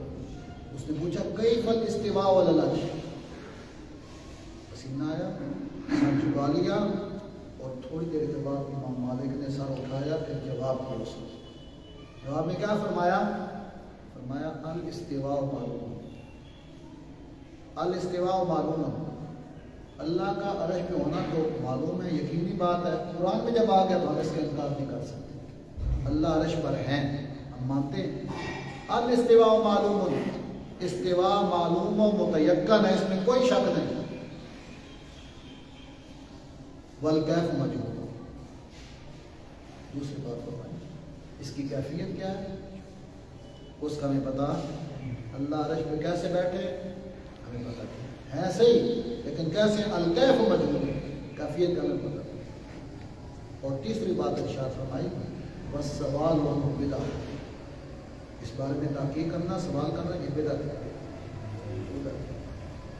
میں سوچتا رہا کہ بدعت کیسے ہو گیا، اس بارے میں سوال کرنا کیوں بدعت ہو گیا. یہ بڑے لوگ تھے ان کو بدعت سے بڑی نفرت تھی، خصوصاً وہ کام جو کہ صحابہ نے نہیں کیا، تابعین نے نہیں کیا، جو کام نہیں کیا اور جو بات نہیں کی. بعد میں اگر کوئی ایسا کام کرتا تو فوراً ٹوکتے بھائی یہ بدعت ہے. مثلا اس کی میں مثال دیتا ہوں. ترمذی شریف میں ایک حدیث ہے، صحابی عبداللہ بن مغفل مشہور صحابی رضی اللہ عنہ تہجد کی نماز پڑھ رہے تھے. ان کا بیٹا بھی ساتھ تھا، تہجد گزار تھے، ایک لوگ تھے. ان کے بیٹے نے، عبداللہ بن مغفل صحابی کے بیٹے نے جب تہجد کی نماز میں قرات شروع کی تو سورہ فاتحہ سے پہلے اونچی آواز میں بسم اللہ پڑھی. بسم اللہ الرحمن الرحیم الحمدللہ رب العالمین. جیسے ہی انہوں نے اونچی آواز میں بسم اللہ پڑھی تو فوراً صحابی رسول نے کہا اے بنی محدثو، اے بنی بیٹے یہ کیا بدعت کر رہے ہو، یہ تو بدعت ہے. کیوں بدعت ہے؟ انہوں نے کہا میں نے رسول اللہ صلی اللہ علیہ وسلم کے پیچھے نمازیں پڑھی، ابو بکر کے پیچھے، عمر کے پیچھے، عثمان کے پیچھے. لم یکونوا یجہرون بسم اللہ، ان میں سے کوئی بھی سورہ فاتحہ سے پہلے بسم اللہ اونچی آواز میں نہیں پڑھتا. کیوں کہہ رہے تم ایسے؟ تو چونکہ اس آیت کریمہ کے بارے میں کہ اللہ عرش پر کیسے ہے، کسی صحابی نے رسول اللہ صلی اللہ علیہ وسلم سے سوال نہیں کیا تھا. امام مالک نے کہا جو سوال صحابہ نے کیا تم کیوں کرتے ہو؟ لہٰذا یہ سوال کرنا کہ اللہ عرش پہ کیسے ہے یہ بدعت ہے. تو انداز لگا لیں یہ بدعت والا معاملہ کتنا حساس ہے. صحابی کے بیٹے نے بسم اللہ صرف اونچی پڑھ دی تھی. بسم اللہ پڑھنا بہت اونچا کام ہے. کوئی بھی کام بسم اللہ کے بغیر کرے تو اس میں برکت ہے نہیں ہوتی.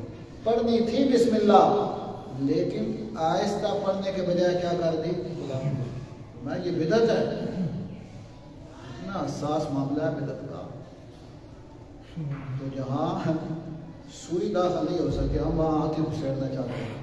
روزانہ نئی نئی بدعتیں ہم نے کری ہوئی ہیں، نماز میں، عبادات میں، تہواروں میں. اللہ تعالیٰ امت کی حفاظت فرمائے. بس سوال عنہ بدعہ.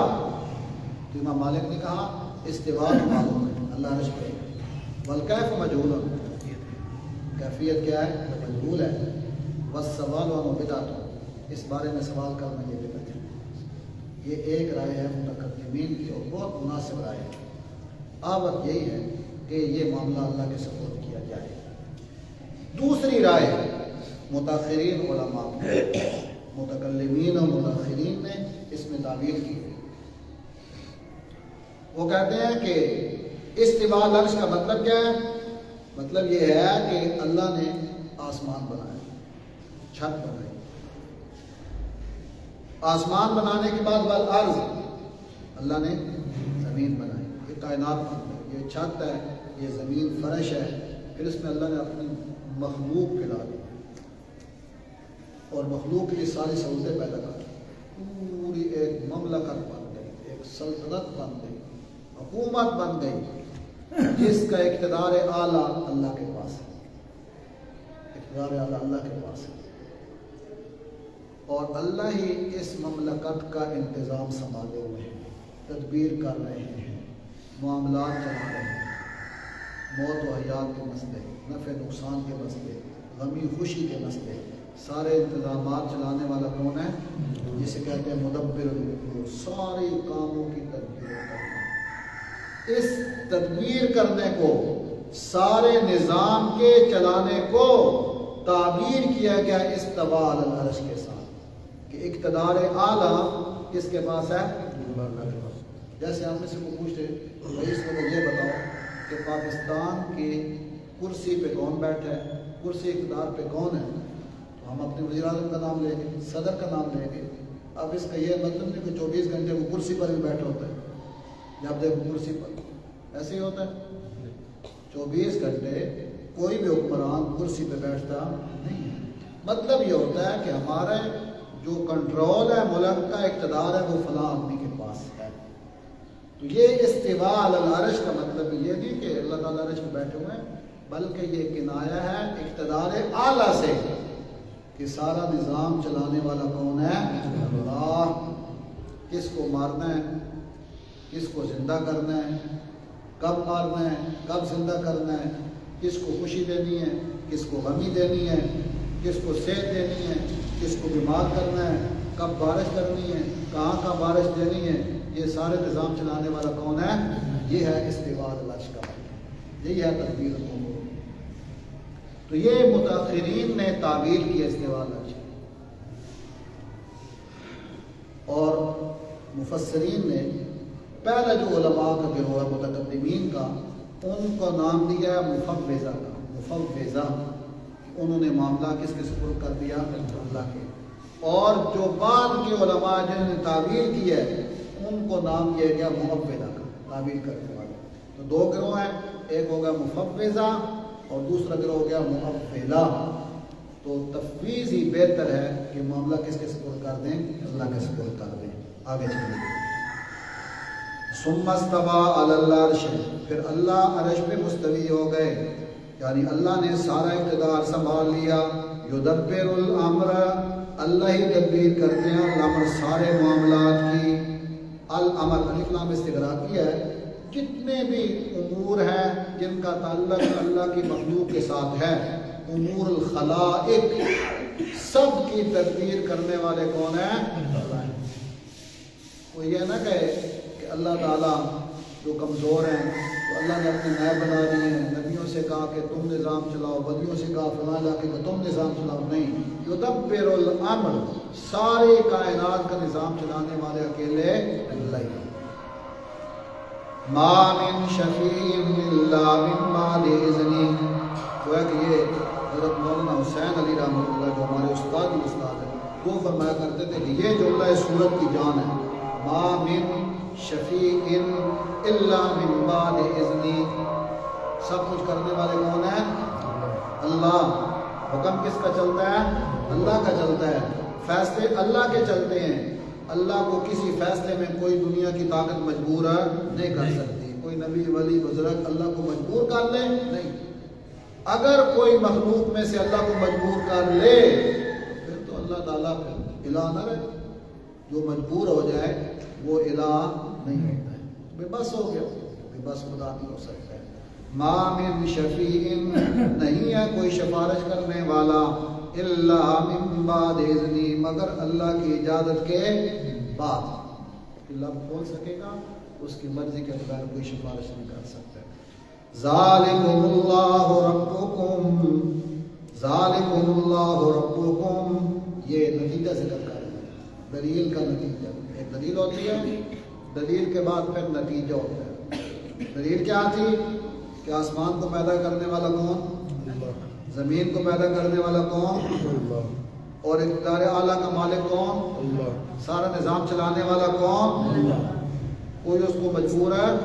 ذالکم اللہ ربکم، نتیجہ نکلا ہے یہ اللہ، ربکم تمہارا پروردگار، کوئی اس کو مجبور نہیں کر سکتا ہے، یہ ہے اللہ، ربکم تمہارا رب، فاعبدوہ، لہذا اسی کی عبادت کرو، جو خالق کل ہے، مالک کل ہے، وہی عبادت کے لائق ہے۔ فاعبدوا، امام قرطبی نے فاعبدوا کا معنی کیا وحدوہ، اس کو بعد لا شریک مانا، اور دوسرا معنی کیا اخلصوا لہ العبادہ خالصۃ، اسی کی عبادت کرو۔ فاعبدوا افلا تذکرون، آخر میں اللہ نے تنبیہ کی افلا تذکرون، اور تم سمجھتے کیوں نہیں ہو؟ تذکر مسئلہ میں تھا تذکرون، ایک تا گر گئی باب تفعال کی تو باقی رہ گیا افلا تذکرون، اور تم نصیحت حاصل کیوں نہیں کرتے ہو؟ خدا وہی ہے جس کے اندر یہ صفات پائی جائیں، یہ کمالات پائے جائیں، جس میں یہ کمال نہ ہو وہ خدا نہیں ہو سکتا۔ بات کو سمجھو۔ الیہ مرجعکم جمیعا، قرآن کے حقانیت کا بیان ہو گیا، رسالت کا بیان ہو گیا، اللہ کی توحید کا بیان ہو گیا، اب آخر میں قیامت کا ذکر آ ہے۔ الیہ مرجعکم جمیعا، آج ہمارا سبق انشاءاللہ ایک رجوع ہوگا، ایک رات اس رکوع کو ختم کریں گے انشاءاللہ۔ الیہ مرجعکم جمیعا، قائم رہو ان باتوں پہ، اللہ کی توحید پہ قائم رہو، رسول اللہ کی رسالت پر، قرآن کی صداقت پر، قیامت آنے والی ہے۔ الیہ مرجعکم، اللہ ہی کی طرف، مرجعکم تم نے جانا جمیعاً سب نے، مرجع مصدر میمیہ رجوع کے معنی میں، اے اللہ رجوعکم جمیعاً، دو مرجع، اللہ ہی کی طرف تم نے لوٹ کر جانا ہے جمیعاً سب نے۔ یہ الیہ کو جو پہلے لے آئے حصری معنی پیدا کرتے ہیں، اللہ ہی کی طرف، ورنہ الیہ کا اصل مقام مرجعکم الیہ، اللہ ہی کی طرف تم نے لوٹ کر جانا ہے۔ وعد اللہ حقا، وعد اللہ حقا، یہ اللہ کا وعدہ سچا وعدہ ہے۔ سننا بھی اعتبار سے وعد اللہ مطلق ہے، اس سے پہلے فعل موصوف ہے، وعدکم، وعد اللہ، اللہ نے تم سے وعدہ کیا، حقاً سچا وعدہ، حقاً بھی مفعول مطلق ہے، اس سے پہلے فعل موصوف ہے یحق حقا۔ انہ یبدأ الخلق ثم یعیدہ، انہ یبدأ الخلق، وہ اللہ ہی ہے جس نے ابتداءً پیدا کیا مخلوق کو، ثم یعیدہ، پھر دوبارہ ان کو لوٹائے گا مرنے کے بعد، ثم للتراخی ہے، پھر جب اللہ چاہیں گے دوبارہ زندہ کر دیں گے۔ کیوں زندہ کریں گے؟ اس کی حکمت بیان کی جا رہی ہے، لِيَجْزِيَ الَّذِينَ آمَنُوا وَعَمِلُوا الصَّالِحَاتِ بِالْقِسْطِ، دوبارہ زندہ کرنے کا مقصد یہ ہے تاکہ بدلہ دے اللہ تعالیٰ الذین آمنوا، ایمان والوں کو، تصدیق کرنے والوں کو، وعاملوا الصالحات، اور اچھے عمل کرنے والوں کو، بالقسط، انصاف کے ساتھ، پورا پورا سب کو بدلہ دیا جائے گا۔ تو بدلہ کن کو ملے گا؟ جن کے اندر دو چیزیں ہوں، ایمان بھی ہو، تصدیق بھی ہو، اور عمل صالح بھی ہو۔ صرف عقیدہ بس صحیح کر کے مطمئن ہو کے بیٹھ جانا، نماز روزے کی کوئی ضرورت نہیں ہے، یہ بہت بڑی حماقت ہے اور شیطانی موقع ہے۔ والذین کفروا لهم شراب من حمیم وعذاب علیم بما كانوا یکفرون، یہ بشارت کے بعد کفار کے لیے تخفیف۔ والذین کفروا، اور جو منکر ہو گئے ان کی سزا کیا؟ لهم شراب، ان کو پینے کے لیے دیا جائے گا، من حمیم، کھولتا ہوا پانی۔ حمیم دو معنی اس کو ہوتے ہیں، ایک اس کا معنی گہرا دوست، دوسرے اس کا معنی ہوتا ہے گرم کھولتا ہوا پانی، جس کی صفت قرآن میں دوسرے مقام میں بیان کی تھی، یشفی الوجوہ، ایسا کھول رہا ہوگا، منہ کے قریب کریں گے تو سارے چمڑے کو جلا دے گا، چہرے کو جلسا دے گا، اور جب اندر جائے گا فقط تامام، آنکھیاں کٹ جائیں گی ختم۔ یہ ان کو مشروب، بہترین مشروب پہ یہ کوک پی ہو گئے۔ لہم شراب من حمیم، مشروب پیش کیا جائے گا، من حمیم، کھولتا ہوا پانی، وعذاب علیم، اور دردناک قسم کا عذاب ہوگا، بما کانوا یکفرون، ان کے کفر کی وجہ سے۔ یہ با سببیہ ہے، ما مصدریہ ہے، اے بسبب کفر و انکار، ان کے کفر، انکار اور شرک کی وجہ سے ان کو یہ سزا دی جائے گی۔ هو الذی جعل الشمس ضیاء والقمر نورا، یہ دوسری عقلی دلیل آ گئی اللہ تعالیٰ کی عبادت پر، دوسری کیوں میں نے کہا تھا ربط میں اس صورت میں جہاد باللسان ہے، جہاد بالدلائل. تو پہلے اگلی دلیل تھی ان ربکم اللہ الذی خلق السماء، یہ دوسری اگلی دلیل هو الذی جعل الشمس ضیاء، هو الذی اللہ وہی ہے جس نے بنا دیا الشمس سورج کو ضیاء روشن، سورج کو کیا بنا دیا روشن. اجالہ فعل متعدی ہے، اس کے دو مفعول ہیں، الشمس مفعول اول، ضیاء مفعول ثانی. سورج کو روشن بنا دیا، والقمر نورا اور چاند کو نور بنا دیا. یہاں دو لفظ ہے، ایک ضیاء دوسرا نور. سورج کے لیے لفظ بولا ضیاء کا، اور چاند کے لیے لفظ بولا ہے نور کا. شمس کے لیے ضیاء اور قمر کے لیے نور. ضیاء اس روشنی کو کہتے ہیں جو ذاتی روشنی ہو، ذاتی روشنی جس کی ہو اس کو کہتے ہیں ضیاء. اور جس کی روشنی مستعار ہو، دوسرے سے حاصل شدہ ہو، اس کو کہتے ہیں نور. تو سورج کی روشنی ذاتی روشنی ہے، اور چاند کی روشنی سورج سے حاصل شدہ مستعار ہے. اس لیے شمس کے لیے ضیاء کا لفظ بول دیا اور قمر کے لیے نور کا لفظ بول دیا. وَقَدَّرَهُ منازل، اور اللہ نے طے کر دی ہے منازل منزلیں بھی. قدرہ چاند کی طے کر دی منازل منزلیں، 28 منزلیں ہیں. روزانہ ایک منزل طے کرتا ہے، شروع میں چھوٹا ہوتا ہے، بڑھتا بڑھتا پھر چھوٹا ہونا شروع ہو جاتا ہے، 28 دن کے بعد غائب ہو جاتا ہے، پھر نکل آتا ہے. یہ 28 منزلیں کس کی ہیں؟ چاند کی اللہ نے طے کر دی. لِتَعْلَمُوا تاکہ تم جان لو، عدد السنین والحساب گنتی سالوں کی، والحساب اور اپنے حساب بھی جان سکو. تو یہ سورج اور چاند کو پیدا کرنے کی حکمت اللہ نے بیان کر دی تاکہ تم اپنے حساب و کتاب صحیح رکھ سکو. اسلامی جو عبادتیں ہم کرتے ہیں، ان میں سے بعض عبادتوں کا تعلق چاند کے ساتھ ہے اور بعض کا سورج کے ساتھ ہے. اس لیے دونوں علم حاصل کرنے ہمارے لیے ضروری ہیں. فلکیات کے علم میں سے سورج کا علم، چاند کا علم حاصل کرنا بقدر ضروری ہے ہم سب کے. کچھ عبادتوں کا تعلق چاند سے ہے اور کچھ کا تعلق ہے سورج کے. مثلا رمضان ہے، روزے کا تعلق کیسے ہوتا ہے؟ چاند نظر آئے گا تو روزہ رکھیں گے، چاند نظر آئے گا تو عید کریں گے. آپ نے کہ روزہ رکھو چاند دیکھ کر اور عید مناؤ چاند دیکھ کر. تو روزے کا تعلق کس سے ہو گیا؟ چاند کے ساتھ. ایسے ہی حج کا تعلق بھی چاند کے ساتھ ہے. جو حج کا چاند نظر آئے گا تو حج والا مہینہ شروع ہو جائے گا. اس لیے چاند کا حساب رکھنا بھی ضروری ہوتا ہے. اور نماز جو ہے اس کا تعلق سورج کے ساتھ ہے. سورج کے ساتھ سورج ڈھل گیا اس سے پہلے بھائی زور کا وقت نہیں، جیسے ہی ڈھل گیا زور کا وقت شروع. پھر اس کے بعد جب غروب ہونے کے قریب عصر کا وقت، غروب ہو کر پھر مغرب، پھر جب اس کی سرخی غائب ہو گئی پھر عشاء کا ٹائم ہو گیا. تو چونکہ اسلامی عبادات میں سے بعض کا تعلق چاند کے ساتھ، بعض کا سورج کے ساتھ، اس لیے دونوں حساب رکھنا ہمارے لیے ضروری ہے. تو ہم دونوں تاریخیں مانتے ہیں، شمسی بھی مانتے ہیں اور قمری بھی مانتے ہیں. ہمارے یہاں بہتر یہ ہے کہ قمری کا خیال رکھا جائے، تاریخ بھی قمری ہونی چاہیے. بہتر یہی ہے کہ اسلامی تشخص ہو، وہ دوسرے کا منکر نہیں، اس میں بھی صحیح ہے. بہتر اسلام کے ہمارے لیے.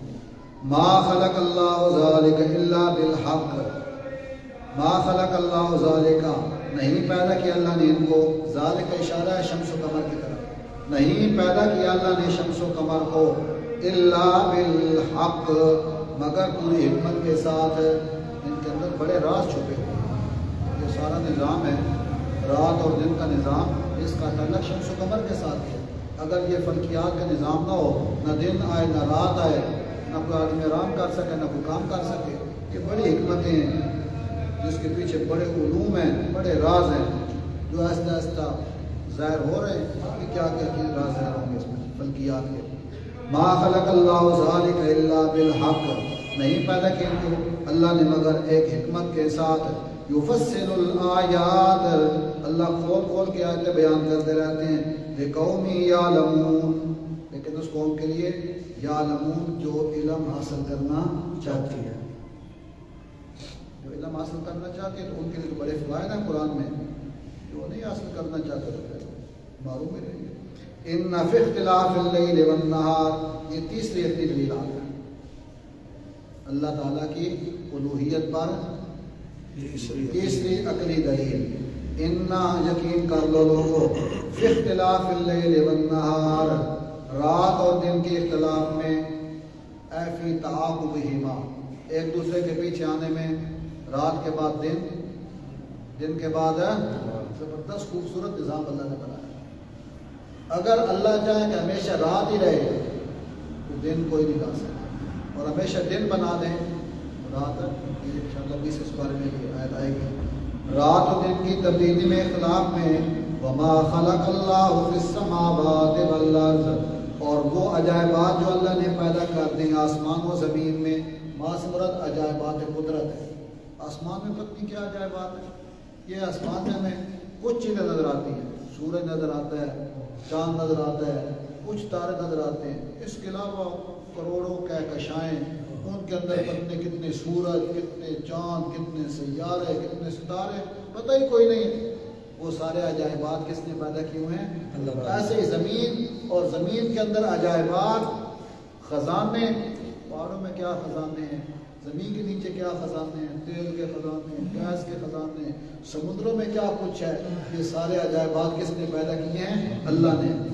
रात दिन के पैदा करने में और ज़मीन व आसमान के पैदाइश में जो अल्लाह ने अजायबात रख दी हैं, ये सब जो हैं लआयातिन, इनमें बड़ी निशानियाँ लिकौमी यत्तकून, उस कौम के लिए यत्तकून जो डरती है अल्लाह से, यत्तकून बमाना युमिनून है, यकीन वालों के लिए बड़े इसके अंदर अजायबात हैं, और इन अजायबात में गौर व फिक्र करके वो अल्लाह की उलूहियत पे यकीन कर सकते हैं।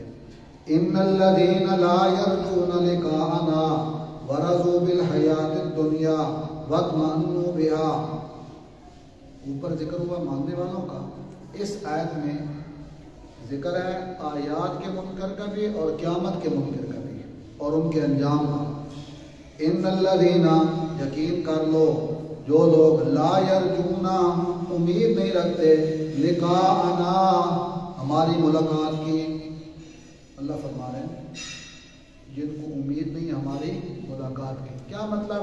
क़यामत के मुनकर, जो क़यामत के मुनकर है, क़यामत के अज़ाब के मुनकर है, क़यामत के सवाब के मुनकर है।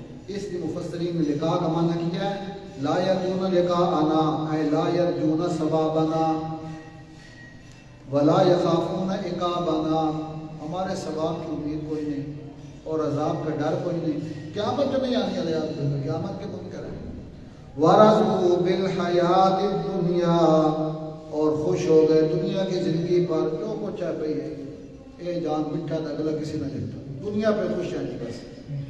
वत्मअन्नू बिहा, और इसी पे मुतमईन है, दुनिया में मुतमईन है, आखिरत की कोई तैयारी नहीं।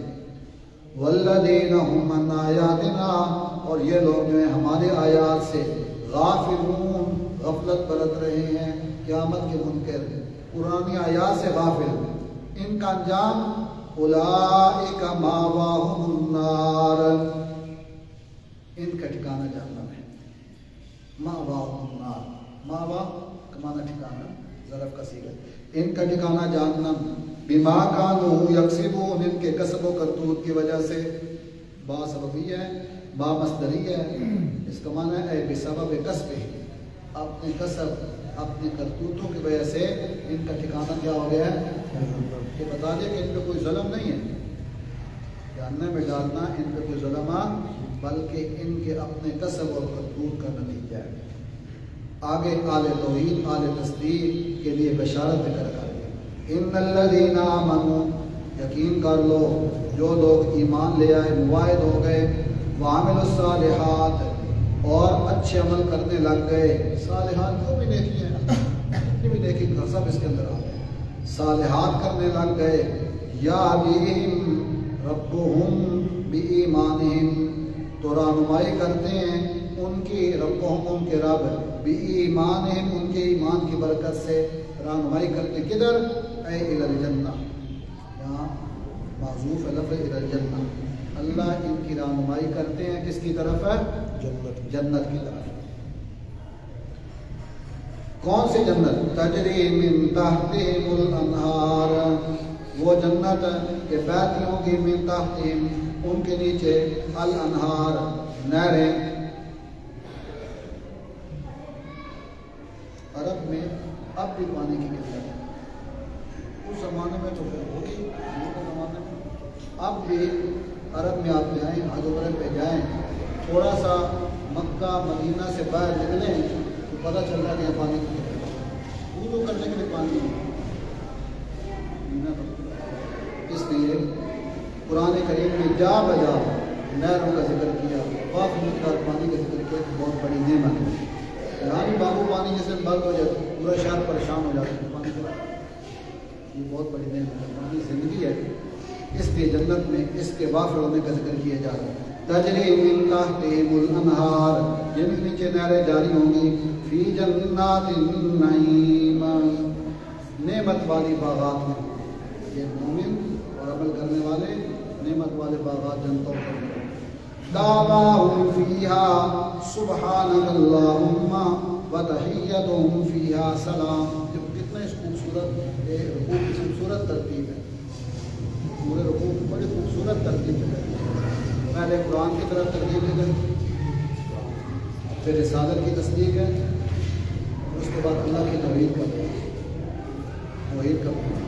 پھر جو نہیں مان رہے توحید کو رسول کو قرآن کو ان کی سزا کا ذکر کر اور جو مان رہے ہیں ان کے لیے بشارت جنت کا ذکر کر آخر میں جو اس رکوع کی آخری ہے عجیب مضمون ہے اس کا دعواہم فیہا سبحانک اللہم وتحیتہم فیہا سلام وآخر دعواہم ان الحمد للہ رب العالمین جنتی جب جنت میں جائیں گے ان کی گفتگو کیسی ہوگی بول کیا ہوں گے فرمایا دعوا مانا کلام گفتگو دعواہم اور ان کی گفتگو ان کا کلام فیہا اس جنت میں جو بے اختیار ان کی زبان سے نکلے گا جنت کی نعمتوں کو دیکھ کر سبحانک اللہم جیسے ہم جب کوئی خوبصورت چیز دیکھتے ہیں سبحان اللہ خوبصورت چیز ہے پیاری چیز ہے خوبصورت مسجد دیکھ کے کہتے ہیں سبحان اللہ خدا کی قدرت کو کوئی شاہکار دیکھ کہتے ہیں سبحان اللہ تو جنت والے اہل ایمان جب جنت میں جائیں گے جنت کا نظارہ کریں گے تو بے اختیار ان کی زبان سے نکلے گا سبحانک اللہ لفظ سبحان ان کی زبان سے سبحانک آپ پاک ہیں اللہ اے ہمارے اللہ آپ شریکوں سے پاک ہیں وحدہ لا شریک ہے آپ اپنے وحدہ لا شریک ہونے کے صدقے میں جنت میں پہنچا دیا سبحانک اللہ یہ تو جنت کا نظارہ کرتے ہی بے اختیار زبان پہ آئے گا سبحانک اللہ پھر جب آپس میں ملیں گے جنتی جنت میں جب آپس میں ملیں گے بولا بھائی فلاں بھی جنت میں آ گیا فلاں بھی فلاں وہ سب جمع ہو گیا بھائی بڑی خوشی ہوتی ہے دنیا میں جب صحیح عقیدہ لوگ ملے تو بڑے خوش ہوتے ہیں جب جنتی ایک دوسرے کو وہاں دیکھیں گے تو آپس میں ان کی کیا گفتگو ہوگی وتحیتہم اور ان کی آپس میں جو دعائیں ہوں گی ایک دوسرے کے ساتھ فیہا جنت کے اندر سلام ایک دوسرے کو سلام کریں یہ جو دنیا میں ہمیں سلام کرنے کا حکم دیا گیا ہے جب آپس میں ملو تو کہا کرو السلام علیکم یہ جنتیوں کا سلام یہ ہوگا السلام آپس میں کہیں گے سلام سلام یہ خدا کا سلام یہ ہے سلام قولا من رب الرحیم فرشتے بھی یہی دعا دیتے ہیں اہل جنت کو اہل ایمان کو سلام تو آپس میں جب ملیں گے تو ایک دوسرے کو کیا کریں گے یہ جنت کی دعا ہے تو دنیا میں بھی یہ دعا دینی چاہیے اس لیے فرمایا جو بھی ملے جس کو پہچانتے ہو یا نہیں پہچانتے ہو اس کو کیا کرو سلام اب عادت ڈالو جنت میں انشاءاللہ آسان ہو جائے گی وتحیتہم فیہا سلام تحیہ مانا دعا ہوتا ہے زندگی کی دعا اور ان کی دعا जन्नत के अंदर सलाम ही सलाम होगा, जिधर मिलेंगे सलाम अस्सलाम वालेकुम अस्सलाम वालेकुम अस्सलाम वालेकुम। व आखिरु दावाहुम, और इनकी जो बात ख़त्म होगी, आखिरी बात जो होगी, आखिरी कलाम जो होगा, इस बात पे होगा अल्हम्दुलिल्लाहि रब्बिल आलमीन। अल्हम्दुलिल्लाह, जब जन्नती किस जगह पे बैठेंगे, जन्नत के नज़ारे करेंगे तो कहेंगे सुभान अल्लाह, आपस में मुलाकात होगी कहेंगे अस्सलामु अलैकुम, और बैठकर जब गपशप लगाएंगे अल्लाह की नेमतों का जिक्र करेंगे, और जब महफिल ख़त्म होने लगेगी कहेंगे अल्हम्दुलिल्लाह रब्बिल आलमीन। हम अल्लाह का शुक्र अदा करते हैं कि उसने हमें जन्नत जैसा ठिकाना अदा कर दिया है। तो इस आयत करीमा में कितने खूबसूरत जिक्र बता दिए गए हैं कि कोई भी अल्लाह ताला की कुदरत का नज़ारा करो तो क्या करना चाहिए? सुभान अल्लाह, सुभान अल्लाह, सुभान अल्लाह। बुखारी शरीफ की आखिरी हदीस भी है सुभान अल्लाह व बिहम्दी सुभान अल्लाह अज़ीम, जिनके बारे में हुज़ूर ने फरमाया ये दो बोल अल्लाह को बड़े पसंद हैं, कलिमतान हबीबतान इलर रहमान, अल्लाह को बड़े पसंद हैं। खफीफतान अलल लिसान, पढ़ने में बिल्कुल आसान है। सकीलतान फिल मीज़ान, तराजू में बड़े वज़नी हैं। सुभान अल्लाह व बिहम्दिही सुभान अल्लाह अज़ीम, इसलिए इसका विरद किया करो। सुबह शाम है कि इसकी तस्बीह करो, सुभान अल्लाह सुभान अल्लाह, अल्हम्दुलिल्लाह की तस्बीह साथ करें, और सलाम काम करें। जो जन्नतियों की दुआ है, फरिश्तों की दुआ है, और तमाम आले ईमान की दुआ है। एक दूसरे को मिले तो कहें प्यार मोहब्बत से अस्सलामु अलैकुम, इससे मोहब्बत बढ़ती, प्यार बढ़ते हैं। और जब तुम्हारी महफिल मजलिस ख़त्म होने लगे तो कहा करो अल्हम्दुलिल्लाह रब्बिल आलमीन। हम अल्लाह का शुक्र अदा करते हैं कि उसने हमें मुवाहिद बनाया और हमारे लिए अच्छा ठिकाना जन्नत की शक्ल में बनाया। अब आखिरी मसला इस आयत की रोशनी में सुने के बाद ख़त्म करते हैं। ये आयत बता रही है कि सुभान अल्लाह कहना इबादत है। सुभान अल्लाह कहना क्या है? इबादत। अल्हम्दुलिल्लाह कहना भी क्या है?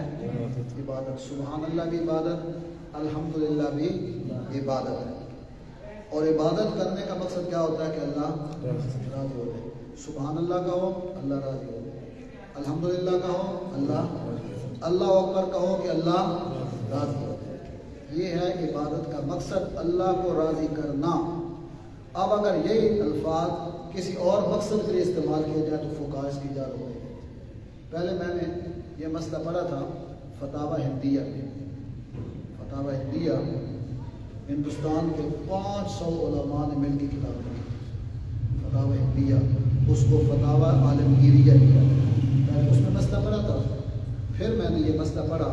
हज़रत थानवी रहमतुल्लाह अलैह ने अपने शागिर्दों के ज़िम्मे एक मौजू लगाया था कि कुरान करीम में जितनी भी आयात आकाम हैं, जिन जिन आयतों से कोई हुक्म शरई हुक्म मालूम होता है उन आयात की तफसील करो।